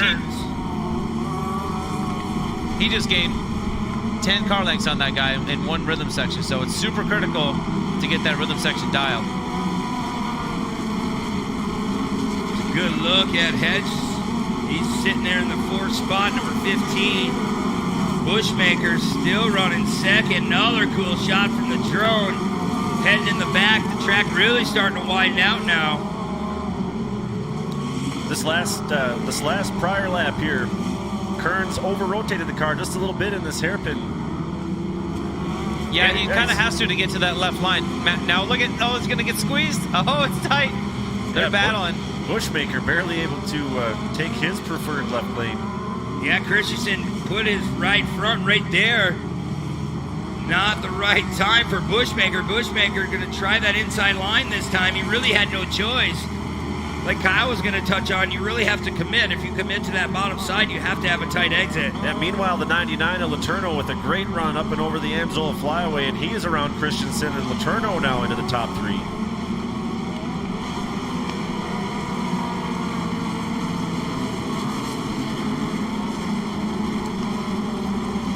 So it looks like they're starting to inch up on Bushmaker over here. It's going to get tight. I think that's an Articatter. I'm not sure what that one is in 3rd, but I think he's definitely got a good line through the rhythm. Number 99, of course, on that hot rod, so he's definitely pushing through the rhythm. He's got a good setup through there. Yeah, Letourneau, he's doing a good job. We'll see if he can make that stick. Bushmaker, yeah, now he goes to the bottom. He follows him through the door. Oh, no, I think that might have been a bad decision. Bushmaker's really trying to push the issue on this left-hand split lane. He's definitely more aggressive than anybody else through there. Letourneau, he wants to try that high side. We'll see. Maybe he can be smooth through here. See if he can reel him in. It don't look like he reeled him in that much. It's just too far. And that's kind of why I did the line I did the other day, was get on that high line, get a good speed down the hill, but then cut that corner off. And I think if he gets something done like that, he'll have a good threat for these guys. Because you don't want to follow him to the split line. There's so much sand, so much roost. All you're doing is just eating the dude's roost, and that is no fun. He's got a good run. Looks like he's stepping to the right. Kearns, Bushmaker all over the back of Kearns. Here comes Letourneau. Letourneau down to the bottom. We're going to be side by side. Letourneau takes over second. Letourneau's getting some great runs out of some of these corners here at ERX. And watch right here, Shane. We'll see who goes where through the split lanes. Hentges is in the mix too. Oh, three-way contact. Just talking. They're just talking. Now you got the Yamahas going left. You got the Arctic Cats going right. Yeah, so he's got to make a move after this hill. He's got to cut left. We got traffic coming up tier 2, so we'll see if that plays a part. Oh, we got a pass for third. Snuck up the left line. Yeah, that's Hentges looking to the inside. Here comes Bushmaker, though, guys. Look at this. Watch Bushmaker outside, inside. Watch for the crossover. See if he can get there. I don't know. He's so tight. You run on a track there when you try to come out of that exit. You know, you really have to outside, inside them if you want to make the move. Bushmaker, he's tried it multiple times. I don't think it's there yet for him. It looks like he's just pushing pressure right now. He may not have all the speed he needs to get by him. All he's doing is just showing him fender, and he has got the #1 shaking right now. But look at third place coming up over the hill. Yeah, Christensen all of a sudden with a great run. He was down in 5th. Now a lap later, he's up in 3rd and threatening Bushmaker. Inside line. Boy, hard on the binders. He makes it stick. I don't know if he can make the pass totally. Oh, and he pushed. Now, Bushmaker had no choice but to go to the right lane that time. So let's see how much time he loses coming over the hill. Yeah, Bushmaker, he's like, oh, crap, man, I didn't want to go there. We'll see if Kearns can hold off Christensen. Bushmaker should be covered in the camera. Yeah, he lost one. Look at the battle for the lead. It's going to get close real quick. Oh, we got lap traffic. This could get interesting. Yeah, this is going to get dicey as they head up toward the catapult. Oh, it did! Contact, they split the lap car. Christensen with a run on the outside. They're side by side as they come down the hill. Man, what a pass. Christensen now with the lead, number 88, taking over that top spot. Now Kearns in second, Letourneau in third. Bushmaker finds himself in 4th. Brent, 2 laps ago, Christensen was in 5th. He's worked his way all the way up from 5th to 1st in 2 laps. Absolute chaos. That's what this is all about. It's never over. You can be 10th place, but you know, you still got to put your head down and go for victory. Those guys are whipping it down there in the 180 corner. And yeah, 1 lap, this thing totally changed the complete lineup. Kearns, now he's not going away. He's staying right there. Got a big crash here in turn 1. Big upside down. Oh, more contact. Oh, I think that might have been our friend Eric Hill in the 64 that went over in turn 1 down here, Brent. Yeah, Kirshner now probably just got word over his headset. He's slowing down. We're going to go under full course caution, you would think. I don't know. We'll have to check. Yeah, everyone's checking up, man. We almost have contact up on the Ziegler Cat turn. Everybody's hard on the binders. Come on, Spotter, shut him down. Yeah, now Christensen, he thinks he gave away all those spots. He don't know what's going on as the yellow flag does come out. Yeah, they got to get these guys slowed down here. Yeah, definitely. Christensen should still have that lead. Then it'll be Kearns and Letourneau, your top 3. Well, normally, I'll give these guys some credit. Normally, they do a local caution back here in this series.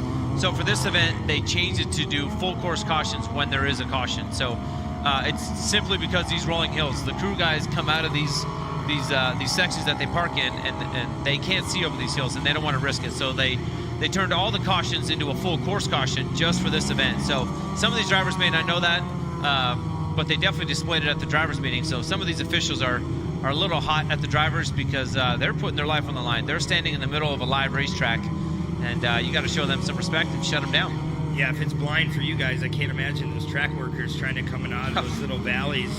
You don't know what's on the other side. I don't mind driving on, but I would not want to walk on a live racetrack. No way. Looks like he's out. Looks like he's good to go. They're going to tow him off.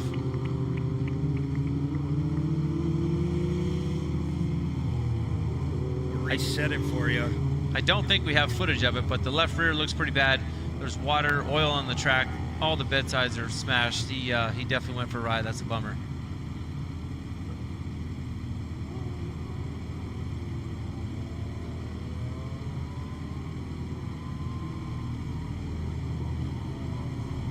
Yeah, that was the 64 of Eric Hill. We were having a hard time seeing the number plate from our angle, but tough break for Eric Hill. Yeah, that car's beat up for sure. So 2 of them out with heavy damage today. And what are we, 7 out of 10, so we're past halfway. So we got, what, a 3-lap shakedown to the end. It should be a full-on, all-out battle. Hey, now we got a little racing under yellow going on. It looks like Kearns thinks that the number 1 spot is his.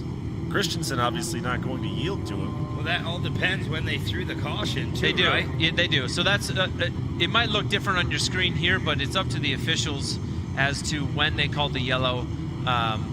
So normally what it does, it will go back to the previous lap. The stuff that I raced before, it'll go back to the previous lap. So if you made a killer move and you got to first place and there's a crash, you lost everything. Yeah, try it again. So it looks like that might be what's happening here. They didn't race to the stripe, so they went back to the last time that they registered a lap, and the leaders are going to be different. So that causes more drama, and I like that a little bit more than just a single file run to the checkered.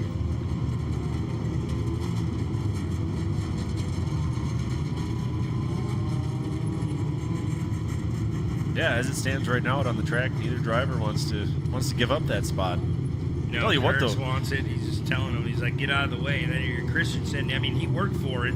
Well, he had to come. Yeah, again, this is new to them, so they don't know. I know they didn't explain that at the drivers' meeting, that they will go back to the previous lap for timing and scoring. But it looks like they got it sorted. Number 88 is still your leader.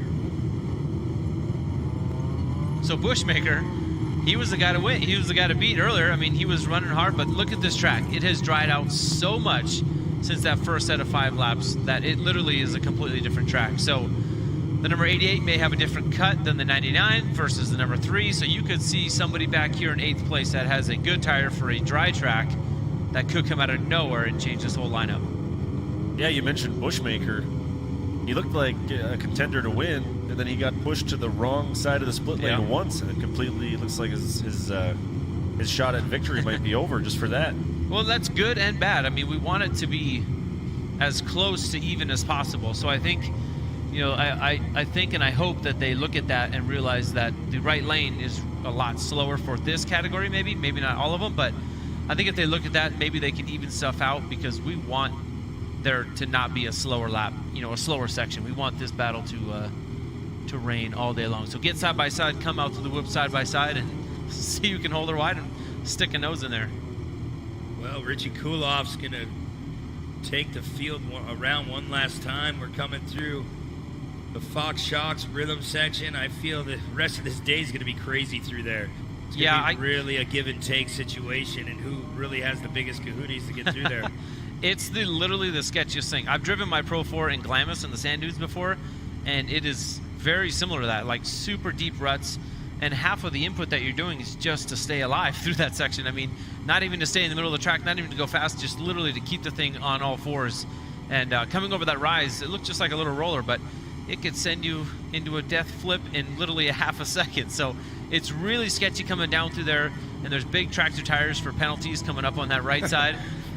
So you're going to see Pro 4s, Pro 2s, Pro Lights all over that rhythm section, running the high lines, trying to knock out a wheelie on exit, or just flat out battling. It should be exciting all day. Christensen with your lead, Kearns second, Letourneau in third, Bushmaker showing some speed in fourth. Hedges in the 15 will be in fifth to restart this race once again. Man, time is running short, not many laps left as they're re-racked, restacked. Should be white flag out with this green flag. 1 lap to go. It's going to be a showdown here in Elk River. Green flag out. Here comes Letourneau.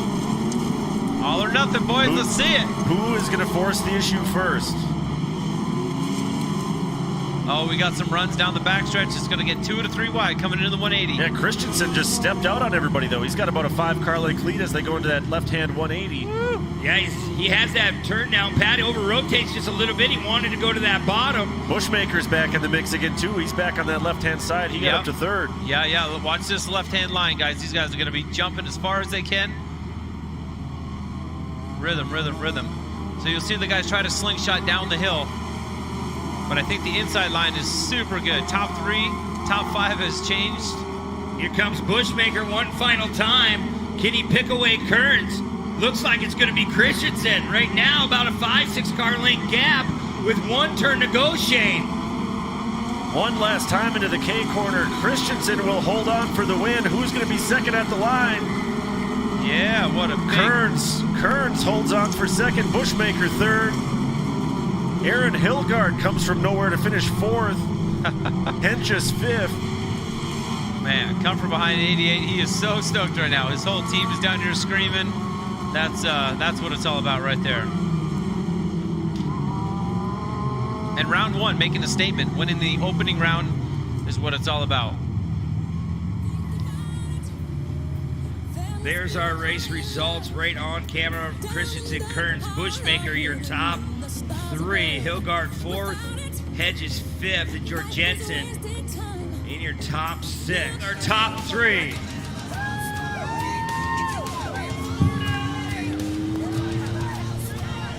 So Trevor Bushmaker, you can hop on up to the mic there. Now this is a huge field of cars, so much talent. So in that one, what was the secret sauce to garner a podium finish here? And give us a reaction to that performance. Boy, it was fun.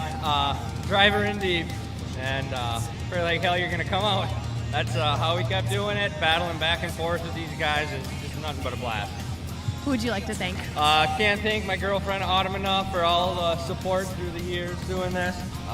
Beaver Machine, Dan Beaver Equipment, TJB Trucking, Lynn Washaleski at Nelson Tree Service, Haystack Apparel, Demon Axles, Power Sports One. Mom and Dad especially making the trip out here. Everybody, Spotter, Blake, kept me too calm. So thanks everybody. A job well done. That's Trevor Bushmaker coming across in P3. Colin Kearns, congratulations, a commendable second place finish here. How much did that race demand that you be on your toes? We saw drama and a few restarts there. Yeah, it was crazy. I mean, these guys were right on my tail every single corner. So one mistake and they were by me, and that's how obviously he got around me. We got with that lapper, and he took a better line than I did. Well, meeting your marks otherwise, it seems. Congratulations. Who would you like to thank for this one? I'd like to thank my mom and dad. It wouldn't be possible without them. The Parsons family, the Berger family, everyone in the pits helping out, my uncle at home watching, just everyone else that I can't thank enough. Bartow Builders, especially Boxing Crate, thank you. Colin Kearns for second place here. And Logan Christensen, you found something there on that last restart that allowed you to put a little bit of a comfortable gap on the rest of the field. What was it? Yeah. That's all I thought in the car was I had to get a gap on the restart so I didn't have somebody driving in the inside of me. And that's what I did. I don't know how, but who do you have I'm here, so it worked. Other than that, I'd just like to thank my sponsors, Will Be Logging, MRT. We tried something new this year, and no bead locks was very dangerous, but it worked. And yeah, that was Corey Winter. Muscle Wheels. first time we're here at Carl's Auto Body, especially my dad, my fiance, my whole family, and an emotional win and a very excited crowd down here. I lost my grandfather less than a month ago, and this one's for him. Congratulations on a well-earned win here today. This is your Sportsman Stock side-by-side top 3. Abigail Bone is the 13. Colin Peitel is the number 44, and Harper Hughes in the number 8 rounds out the 16-car field. Another handful of second and third generation drivers here. You see some Holchers and some Peitels. As we are under green flag racing now, it looks like Draxton Shimmick will have the early lead.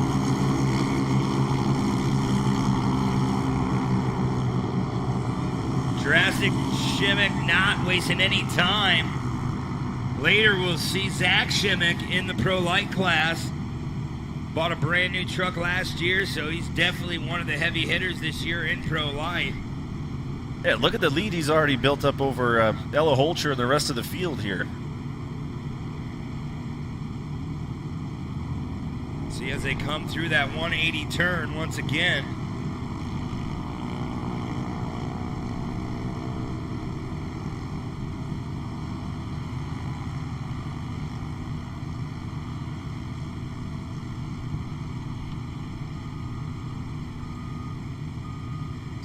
Shimmick coming back to the front of the crowd here. Going through the Fox rhythm section once again. Holcher has a nice run, though, as she looks to the outside of Shimmick.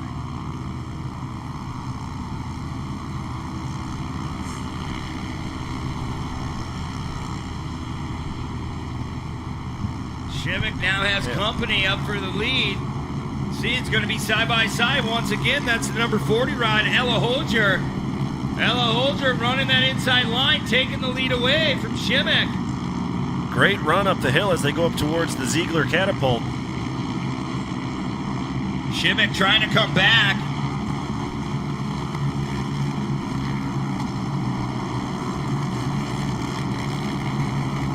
Shimmick looked to the inside there momentarily, but it's going to be all Ella Holcher out front for now.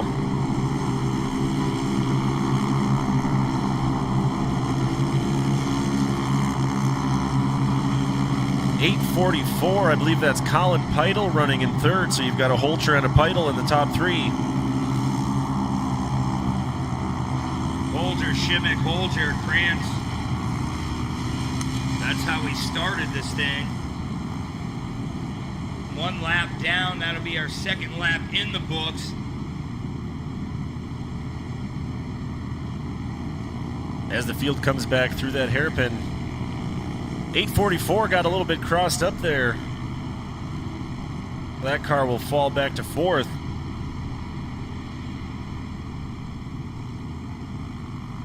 Spreading out wide through that Fox rhythm section again, that split lane. A good view through here. Yeah, you can see how much the limited suspension of these cars really takes a toll on these drivers. There, you see the head bobbing up and down. Yeah, there's not a lot of suspension like we said, so it takes a toll. It bounces their head back and forth. They have safety seats in these cars, so they're definitely safe. Yeah, one of the most important things that these kids are learning by driving these cars is how to choose a fast line, how to drive consistently, plus all the skills that are off the track, like working on the cars and being a team member. Yeah, just normal maintenance. I mean, it goes a long way. If you know your own ride, it makes it a lot easier to drive. You can come back, tell your mom or dad or grandpa or grandma how the car worked so they can give you the best possible car they can. As we click off another lap, it's going to be Ella Holcher. Shimmick in second, Krantz in third. See if Shimmick can reel in our race leader, Holger, once again. It looks like Shimmick might have reeled her in. Yeah, great run down the hill into turn one for Shimmick.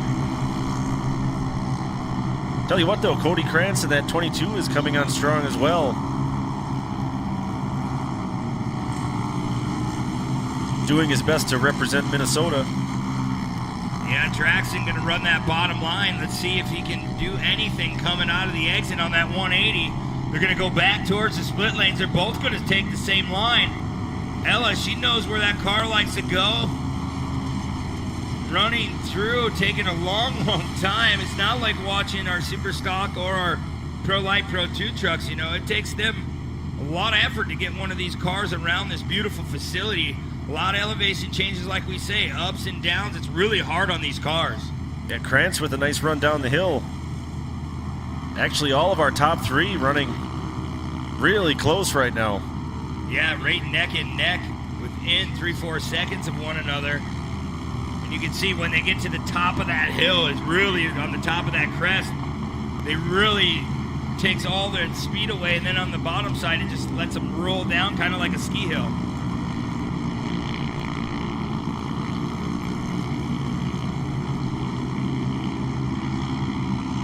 Here comes Shimmick to the inside of Ella Holcher as they come into the K corner.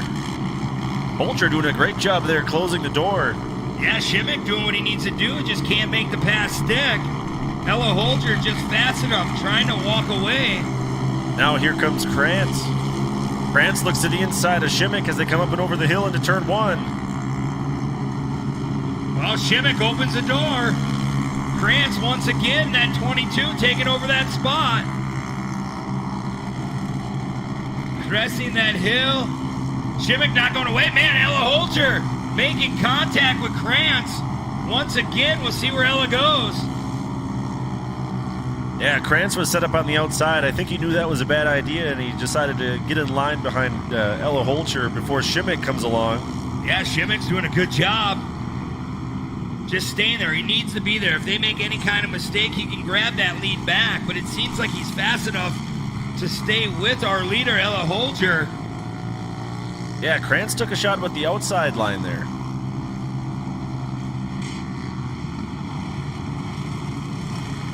Holger still holding on to that lead. Here comes Draxton Shimmick once again climbing that hill.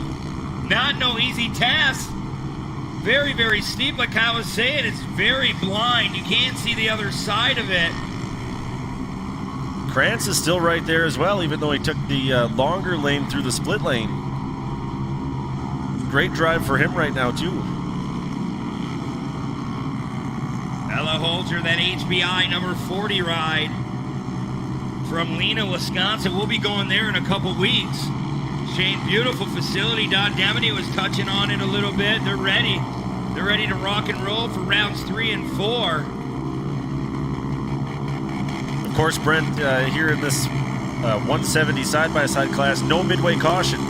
It's green flag all the way to checkered flag. Yeah, there's no waiting, no holding on, and here comes Shimmick now. They're all over the back door of Ella Holger once again. Krantz. Look at Krantz. I feel like Krantz is just kind of sitting back and waiting. He's waiting for Holger and Shimmick to get into it. Hey, thanks a lot for that, guys. I'll take 2 spots and take over the lead. Yeah, for sure. Now, Shimmick, he's unsure where he wants to go. Do I stay inside or outside? It'll be interesting. He's going to dive to the bottom. Oh, we have contact. Krantz moves Holger out of the way. How about that? Krantz goes for the 2-for-1 deal on the hairpin turn. No blood, no foul. That was just a racing reaction. I mean, you come in there, you really just take that line away. There's not a lot of passing room for these cars. So Krantz, that 22 ride now with that lead.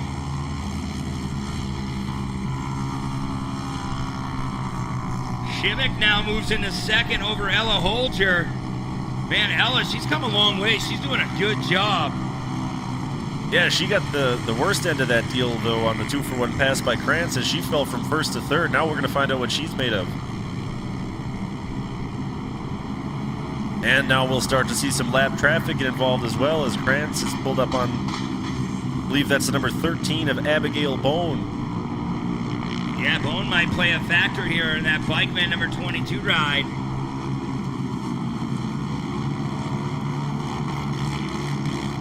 That's Krantz in that 22 ride, Bikeman ride, my mistake.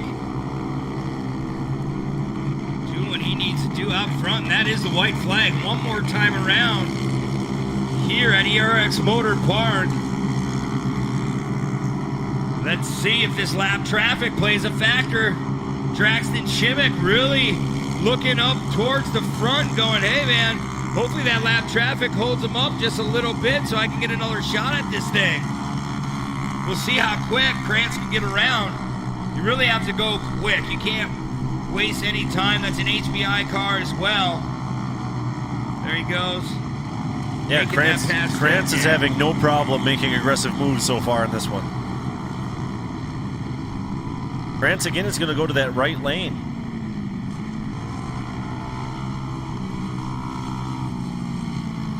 Krantz in the lead. That's lap traffic in between Draxton Shimmick and our leader. Krantz, couple turns to go, Shane, doing what he had to do here. A beautiful day, sunny skies. Round number 1 here for Champ Off-Road to knock off the new season. And what better way to go back to the pit? Hey, you have the first trophy of the year. That's bragging rights right there. Yeah, Krantz is in control, but as they come up and over the flyway, look at Ella Holger as she looks to the outside of Shimmick. Yeah, Draxton doing that uphill perfectly, taking that line away. It's lap traffic, that sportsmanship moving out of the way. Right now, 22. It's going to be Krantz. Krantz going to take the checkered flag. Round number 1 goes to the bikeman, performance number 22. Braxton Shimmick holds on for second place. Ella Holcher across the line in third. Great run for her as well. Started on the front row, holds on for third. Ella Holger, top 3, led a lot of laps. You know, I mean, it's not a short racetrack here, and it really takes a lot to put every lap together and be perfect. And France today, well, that's who everyone's going to chase from here on out. Yeah, you said it's a long race. We saw how rough this track is for these cars. That has to take a toll on the driver. Starving from that excitement any longer. Take it over. Thank you so much. I've been looking forward to this one. Some added anticipation there. Ella Holter, come on up to the mic. Ella, that was so much fun to watch, but how much fun were you having? It was fun. I was in first, and then I stepped on the brakes on the corner, and then they got in front of me, and then I finished third. But to be able to hang on and round out this podium, that is no easy feat, especially on a track like this. Where did you learn to drive like that? My dad. Your dad? Well, congratulations again. Who would you like to thank for this? All my sponsors, my family, especially my dad, my mom, my grandpa, and my Uncle Scotty. Ella Holter representing for the ladies here in 170 side-by-side. Congratulations. Braxton Shimmick, come on down. I saw you out there hammering on the loud pedal. How much fun was that? What would you say was the part of the track where you found the most speed? I think around the hills. Which one? There's a lot of elevation changes on this track. They were fun, but were they also a bit of a challenge for you? A lot of challenge. Who would you like to thank? My dad, Bob's engine transmission, Remington Oil, Prime Power Sports, and Victory Sign. Braxton Shimmick, congratulations on the P2 finish. And Cody Krantz, come on down. Holy smokes, that is some serious hardware you're taking home.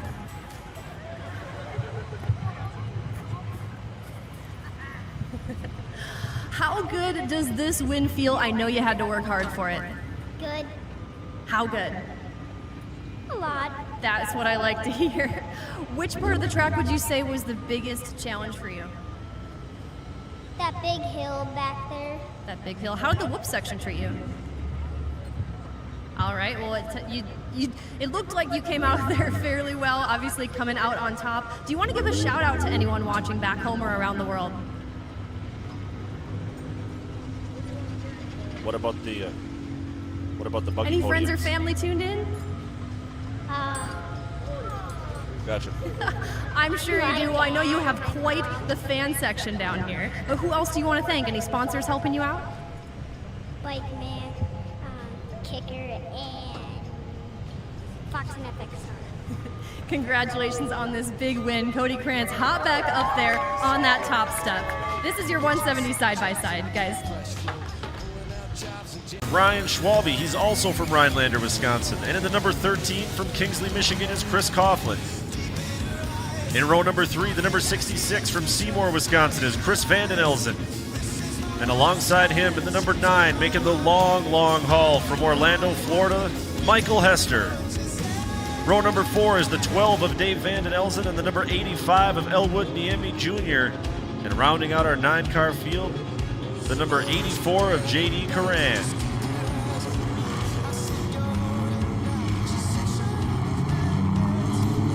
Mike Kirkham on the bottom.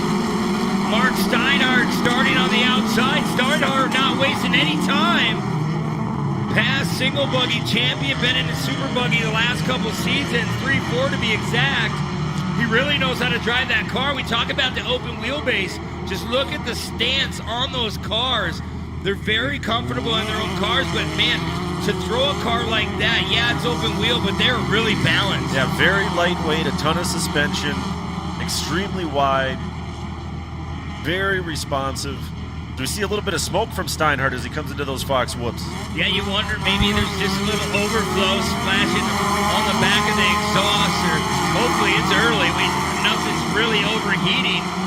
I seen another puff as we went over the flyweight jump, Shane, and you don't want to see that early on, but Steinhardt, they're very mechanically inclined. They know how to work on these cars. They know how to build them from the ground up. So what better person to put in that car is a man that knows everything about this class. One lap in the book, Steinhardt running out front, then it's Ryan Schwalbe, but Kirkham now with a charge on the inside into turn 1, and then Chris Vanden Elzen in 4th. Yeah, Vanden Elzen running in that 4th place spot in that 66. Steiny looks like he might have missed the shift just a little bit. Smoke still coming out of the back of that car, Shane, so we're going to have to babysit it. See what happens. I don't know, maybe a little overflow, we're hoping. And somebody's tails That's Hester. back and forth. Yeah, It Hester. looked like Hester couldn't make up his mind which lane on the split lane he wanted. Vanden Elzen on the outside, Hester on the inside. Hester kind of clips that berm, goes over the top. No harm, no foul. All the tires are still in lockstep. It's a good run for Chris Vanden Elzen right now, too. Yeah, I know for Chris sure. and Dave have put in a lot of work on those cars. Very over-the-top engineered cars. They're the only 2 mid-engine cars that are in this field, where the rest of them are rear-engine cars. Yeah, Kirkham goes really, really wide. We were talking to Majuk about that K-rail. It really does sneak up on you. Vanden Elzen still in 3rd. That's Hester. Yeah, Hester doesn't look like his car is handling quite right. It looks like it's a real handful to drive so far. Yeah, speaking of handful, it looks like Kirkham, he's really rotating that car early. He almost comes to a complete stop as he goes to the 180. Man, Hester having some issues. Crisscrossing back and forth, jumping into the Fox rhythm section. 2 different lines, Shane.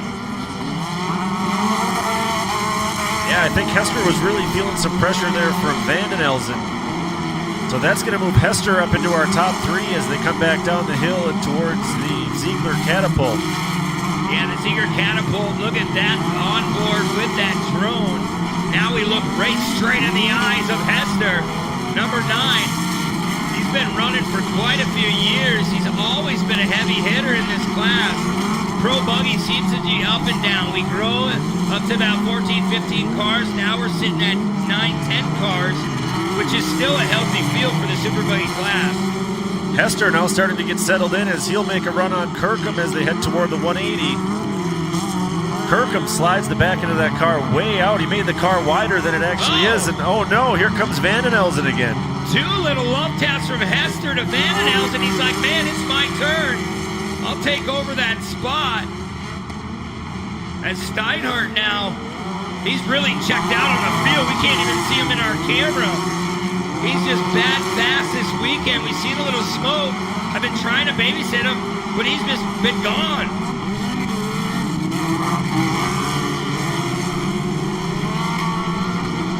Yeah, you talk about a class that's has its own share of veteran drivers. Mark Steinhardt and Mike Hester both have been winning buggy races all over the country since like the early 1980s. Yeah, we were still in diapers when those guys put the helmet on, and now it's like how many years, decades later, they're still out tearing up the dirt here in Elk River, Minnesota. Meanwhile, Vanden Elzen got back around Hester, so that's a battle that is a long way from over. Remember, there's no mandatory competition caution in this race. We're not having one. Vanden Elzen choosing that right line. I think he wants that run down the hill that Kyle LeDuc was telling us about. Yeah, you have to put it all together. Vanden Elzen running that high line, turning into the berm, kind of scrubbing some speed off. Hester's right there. Yeah, Hester got up and around Kirkham, so now Mike Hester will move into 2nd place. 4th place to 2nd place in 1 lap for Mike Hester. Yeah, you never know. That's why you put the laps in. Steinhardt now. I'll correct myself. There is. We had word before that there wouldn't be a mandatory competition caution because of time, but we do have it right there. The yellow and red flag fly. We're halfway done with this pro buggy race. And it's all Steinhardt, dude. Well, he started on the pole, and he's certainly taken advantage of that. That car's barely dirty, Brent. Yeah, it looks like he just built it, brought it to the track, ran it through the pits to go to Tech and back. That's about it. So Steinhardt, we don't see any more smoke or steam coming out of that number 31 ride. We hope everything's okay. It was so early, so I don't know. Maybe he knew about it. Could have been an overflow, like I said. Yeah, you might have been right about it on that assessment of it, that it's just a little bit of an overflow issue. Certainly wasn't slowing him down. No, he's so smart. He's really a nice guy, and he knows what it takes to win. Like I said, how many years he ran in the single buggy class, then getting Steven Federico's car back in the day and kept it going. Remember when he had that fire go on in his shop and lost everything? He had to start from square one. So, I mean, after the years went on, now he finds himself in super buggy, and not only playing with these guys, he's out front, and they're all trying to catch his tail. Do you think Steinhardt and Mike Hester get together after hours and they reminisce about what it was like to race off-road 30 years ago? They have to. They've got to have some of the best stories. Yeah, they seen where it was and where it's come in the last 2 decades. And back then, they weren't running on these nice, beautiful tracks that Chris Carlson and the guys put together here at ERX Motor Park.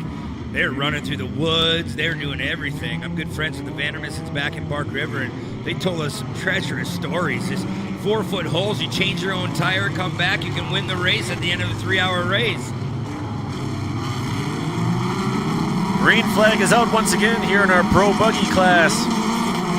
Let's see if Hester has anything for Steinhardt. I think Hester might have been holding off just a little bit at the end of the first half there. Yeah, you might be right, Shane. He really looked like he was maybe saving a little bit. Hester now making the long toe.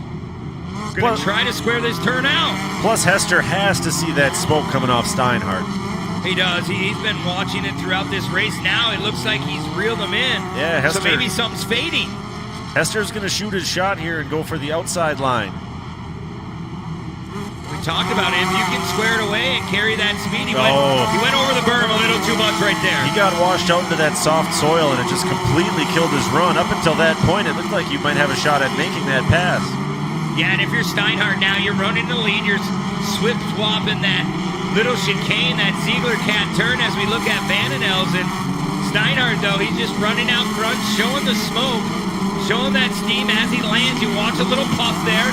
So that was what makes me think, though. Whoa! Oh, no! Big time rollover! Mark Steinhardt upside down. Wow, just catches a run and collects second place, Mike Hester. Man, tough break for our leader. We're just giving him all the credit in the world, and man, just caught that rut and went upside down. So unusual to see such a seasoned veteran end up rolling like that. Wow, it doesn't take much. It's blind exits. You can't see what's on the other side. Just carried a little bit too much speed, a little bit too much side bite, and once you get past the tipping point with a car that wide, as we take a look at the replay. Yeah, watch this. All the suspensions all collapse. Then it goes up through the travel again, and man, he's just bicycling it. Rides it out, Joey Chipwood style. Rolls it over 2-3 times, and then Hester has no place to go. We'll take another view. Look at this view. Crazy drone shot view, and that's what he did. I don't even think if he caught really a rut, he off-cambered that turn, put it up. Watch, good shot right here by our camera guys. Just right up on the bicycle. And once that weight goes over, I don't know, we can't hear that onboard. Did he get out of the gas or did he stay in it? There's no help there for Steinhardt. Looks like he's okay. Oh yeah, Brent, I'm not a super buggy mechanic, but the car looks mostly straight. Man, It'll be interesting to see if he can keep going. Yeah, they're very, very tough cars. Chrome Ollie chassis. I mean, you're not talking at a $5,000, $6,000 car. I mean, they have $35,000, $40,000, sometimes more in these rides at 66 of Vandenels, and it seems like they're always building something new in their shop. So now we get to sort out who holds on to the lead. Looks like Hester is going to take the lead back. But yeah, it depends on where they throw that caution, like we were talking. Like, do they throw it on the back section, or did they throw it right when it happened? Because Hester, I don't know if he's going to retain that top spot because he was parked. Well, if you cause the caution, you have to go to the back. But Yes. he wasn't a cause so much as he was just a victim of it. Right. We'll take another good look here on our onboard. Oh, just like that. The weight just comes out from underneath him. He tried riding it. Give him credit. He tried driving it out. All those years of experience. I mean, it dives off into that valley. There's nothing you can do. I give him an A for effort. He almost had it and just caught just a little bit. Maybe got out of the throttle. Brent, you've been around this as long as I have. I honestly cannot remember another time that Mark Steinhardt has gone upside down. No, on his own. You know, I mean, Yeah. he's had help and stuff throughout the race, getting a little love tap, but right there, that was all by himself. He's probably kicking himself in the shorts right now, and hopefully he still has a car to finish this race off. He's going to have to come from the back. It's not no easy task, but if anybody can do it, Mark Steinhardt, keep an eye on that 31, but right now, that number 9, Hester, going to come back to the green flag. Not many laps to go, Shane. Green flag is back out. It's Hester, Vanden Elzen, and Kirkham, your top 3 on the restart. Nice run going as well for J.D. Curran as he's up to 4th. Man, if you're Hester, you watch Steinhardt go up on the bicycle. He probably was scrinching. Yeah, he had front row closing his seats. eyes. Yeah, he had the best seat in the house. So he's definitely going to have to be careful coming through these split lanes. He goes to the outside. It'll be interesting to see where Vanden Elzen goes. We can't see him on camera right now. Vanden Elzen follows him. Vanden Elzen's been running that outside line on the split lane all day. Man, Case in that last jump, see if he can carry speed. Like I said, not many laps to go. Hester in that number 9 ride. Going into Ziegler Cat turn. Oh, contact once again. Vanden Elzen. Yeah, that's J.D. Curran that Vanden Elzen got into the back of. Yeah, 84 Curran. And it's all Mike Hester out front now. Curran up to 2nd, so he was 4th on that restart. Now he's in 2nd place. Yeah, it just seemed like Steinhardt and Hester were running their own pace. It was going to be either one of them two. But right now, Steinhardt now finds himself in 7th, it looks like, on our screen. We'll see where that shakes out. You know, J.D. Curran, he's got a noteworthy driving coach. He's been getting some tips this offseason from Matt Gerald. Yeah, Matt Gerald, he's been around the sport just as long Another as guy us. Another guy that spun a few laps in buggy classes. Yeah, for sure. It's nice to work around people that know every in and out of these classes. Matt Gerald, he's raced multiple seasons. It's cool watching him still help drivers get into this sport and keep moving up. Not Grant, I mean, he's been around, but just step. It's not easy to go from either a side-by-side or a light buggy class and jump into pro buggy. They don't call it pro for just any reason.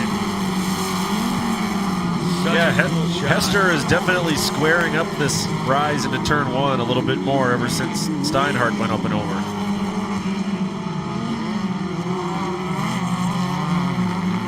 Curran coming in the back section, hard on the binders, going into that left-hander. They have handbrakes on these cars as well, so Kirkham trying to get that car to rotate. Really, really slow turn on that 180. Vanden Elzen had a pretty nice run coming out of that hairpin. Yeah, he did. He gained a little bit of ground, it looks like, on Curran.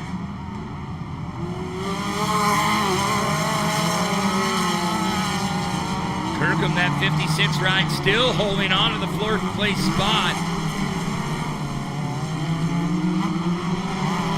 Always a great battle in the pro buggy class. Vanden Elzen's cars, they look so different compared to everyone else's. They really like to be different when they build those cars. I think they look sweet. White flag is out now for Mike Hester, trying to make that long haul from Orlando pay off.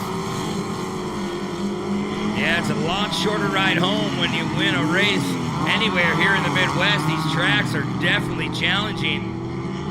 Not one turn the same here at ERX Motor Park. All of them trying to back their way into that 180, heading to the split lanes. And Vanden Elzen, he likes that outside lane, like you said.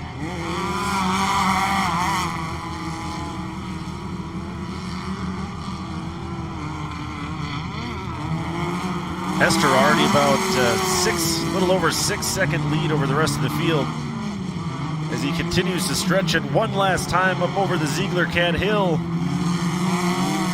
Down into the final corner, checkered flag is out, and Mike Hester all the way from Orlando will take the win in Super Buggy.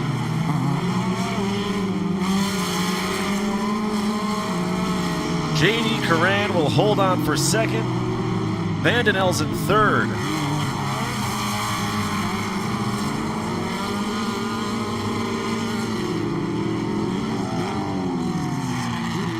Fourth place will go to Dave Vanden Elzen, and Mike Kirkham holds on for fifth.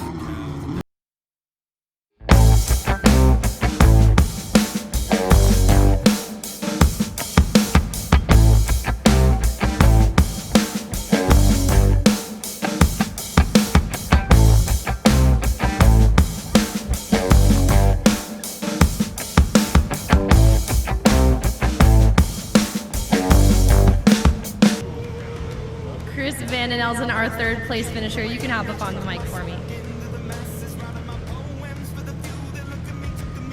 What a race. This one was hard fought. Take me through what happened out there in this one from your perspective. It was a pretty crazy race. It was definitely fun. You know, Steiny right in front of me, and Hester got tangled up, and that was a tough break for him. But overall, I mean, it was a fun race. It was definitely close, and I had a lot of time, or a lot of fun. You were able to overcome some obstacles and, you know, a very solid finish. So who else would you like to thank for this one?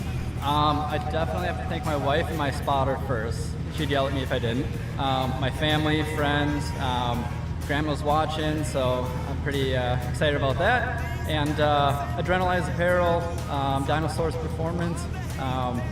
What else do we got here? Tire Streets, and so a quick Rod and Supply, teaser of the pros after we come sponsor, back from this, definitely and then send it to a short break. big help there, and Blood Lubricants as well. Chris Vanden Elzen, top 3 here in Pro Buggy. J.D. Curran, our second place finisher. J.D., what is it taking at this point in the day to operate one of these open wheel machines on this course? Perseverance and luck, I guess. I don't know. I overcame a lot of mistakes in the car by me, but the car responded well, so I got a very forgiving car, thank God. Who's helping you get up here on the podium? Okay, first and foremost, Matt Gerald, I told you I thank you for the podium. Pretty much chased him and my family away last year with the personal issues. Thank you all for giving me a second chance. Back to enjoying life, enjoying racing. So thank you. And everybody else in the pits there, Ben, Luke, you guys, my son Ethan, who's my right-hand man. I'd like to thank Mikey Vanden Heuvel for all his help with the suspension work, FK Rod End, and Funko Motorsports, and Shock Deck and the Parsons, Jared and Dylan, thank you so much. They got us here this weekend, especially because we wrecked a lot of stuff testing a couple weeks back. So, that's it. We love to see you up here. J.D. Curran, who's very much. P2. And Michael Hester, you came all this way. You were going to make it worth your while. Even getting tangled up here in turn 1, what were some of the conversations you had to have with yourself to come back out and put on a performance like you did? Wow, I tell you, I feel terrible for Mark. You know, it's fun to race with him. He always races clean all the time. I knew on the restart I was going to have to be right on him the whole time, but I was not expecting that. And as soon as he got sideways, I was on the binders as hard as I could. We still made a pretty good impact, just into the front of the car. But I was shaken up quite a bit in the car.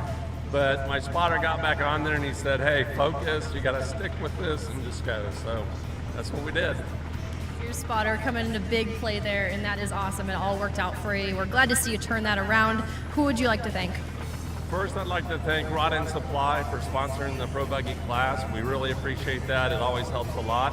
I'd like to thank my spotter, Terry Sloan, and Sloan's Automotive, Jeff Golding, JL Golding, Waterproofing out of Orlando, Precision Automotive Racing Technology out of Georgia, and Besh Engineering out of Tavares. Thank you. He's our Orlando, Florida runner coming all the way up here. That's Mike Hester. Congratulations to Pro Buggy. Thank you, Haley. What a great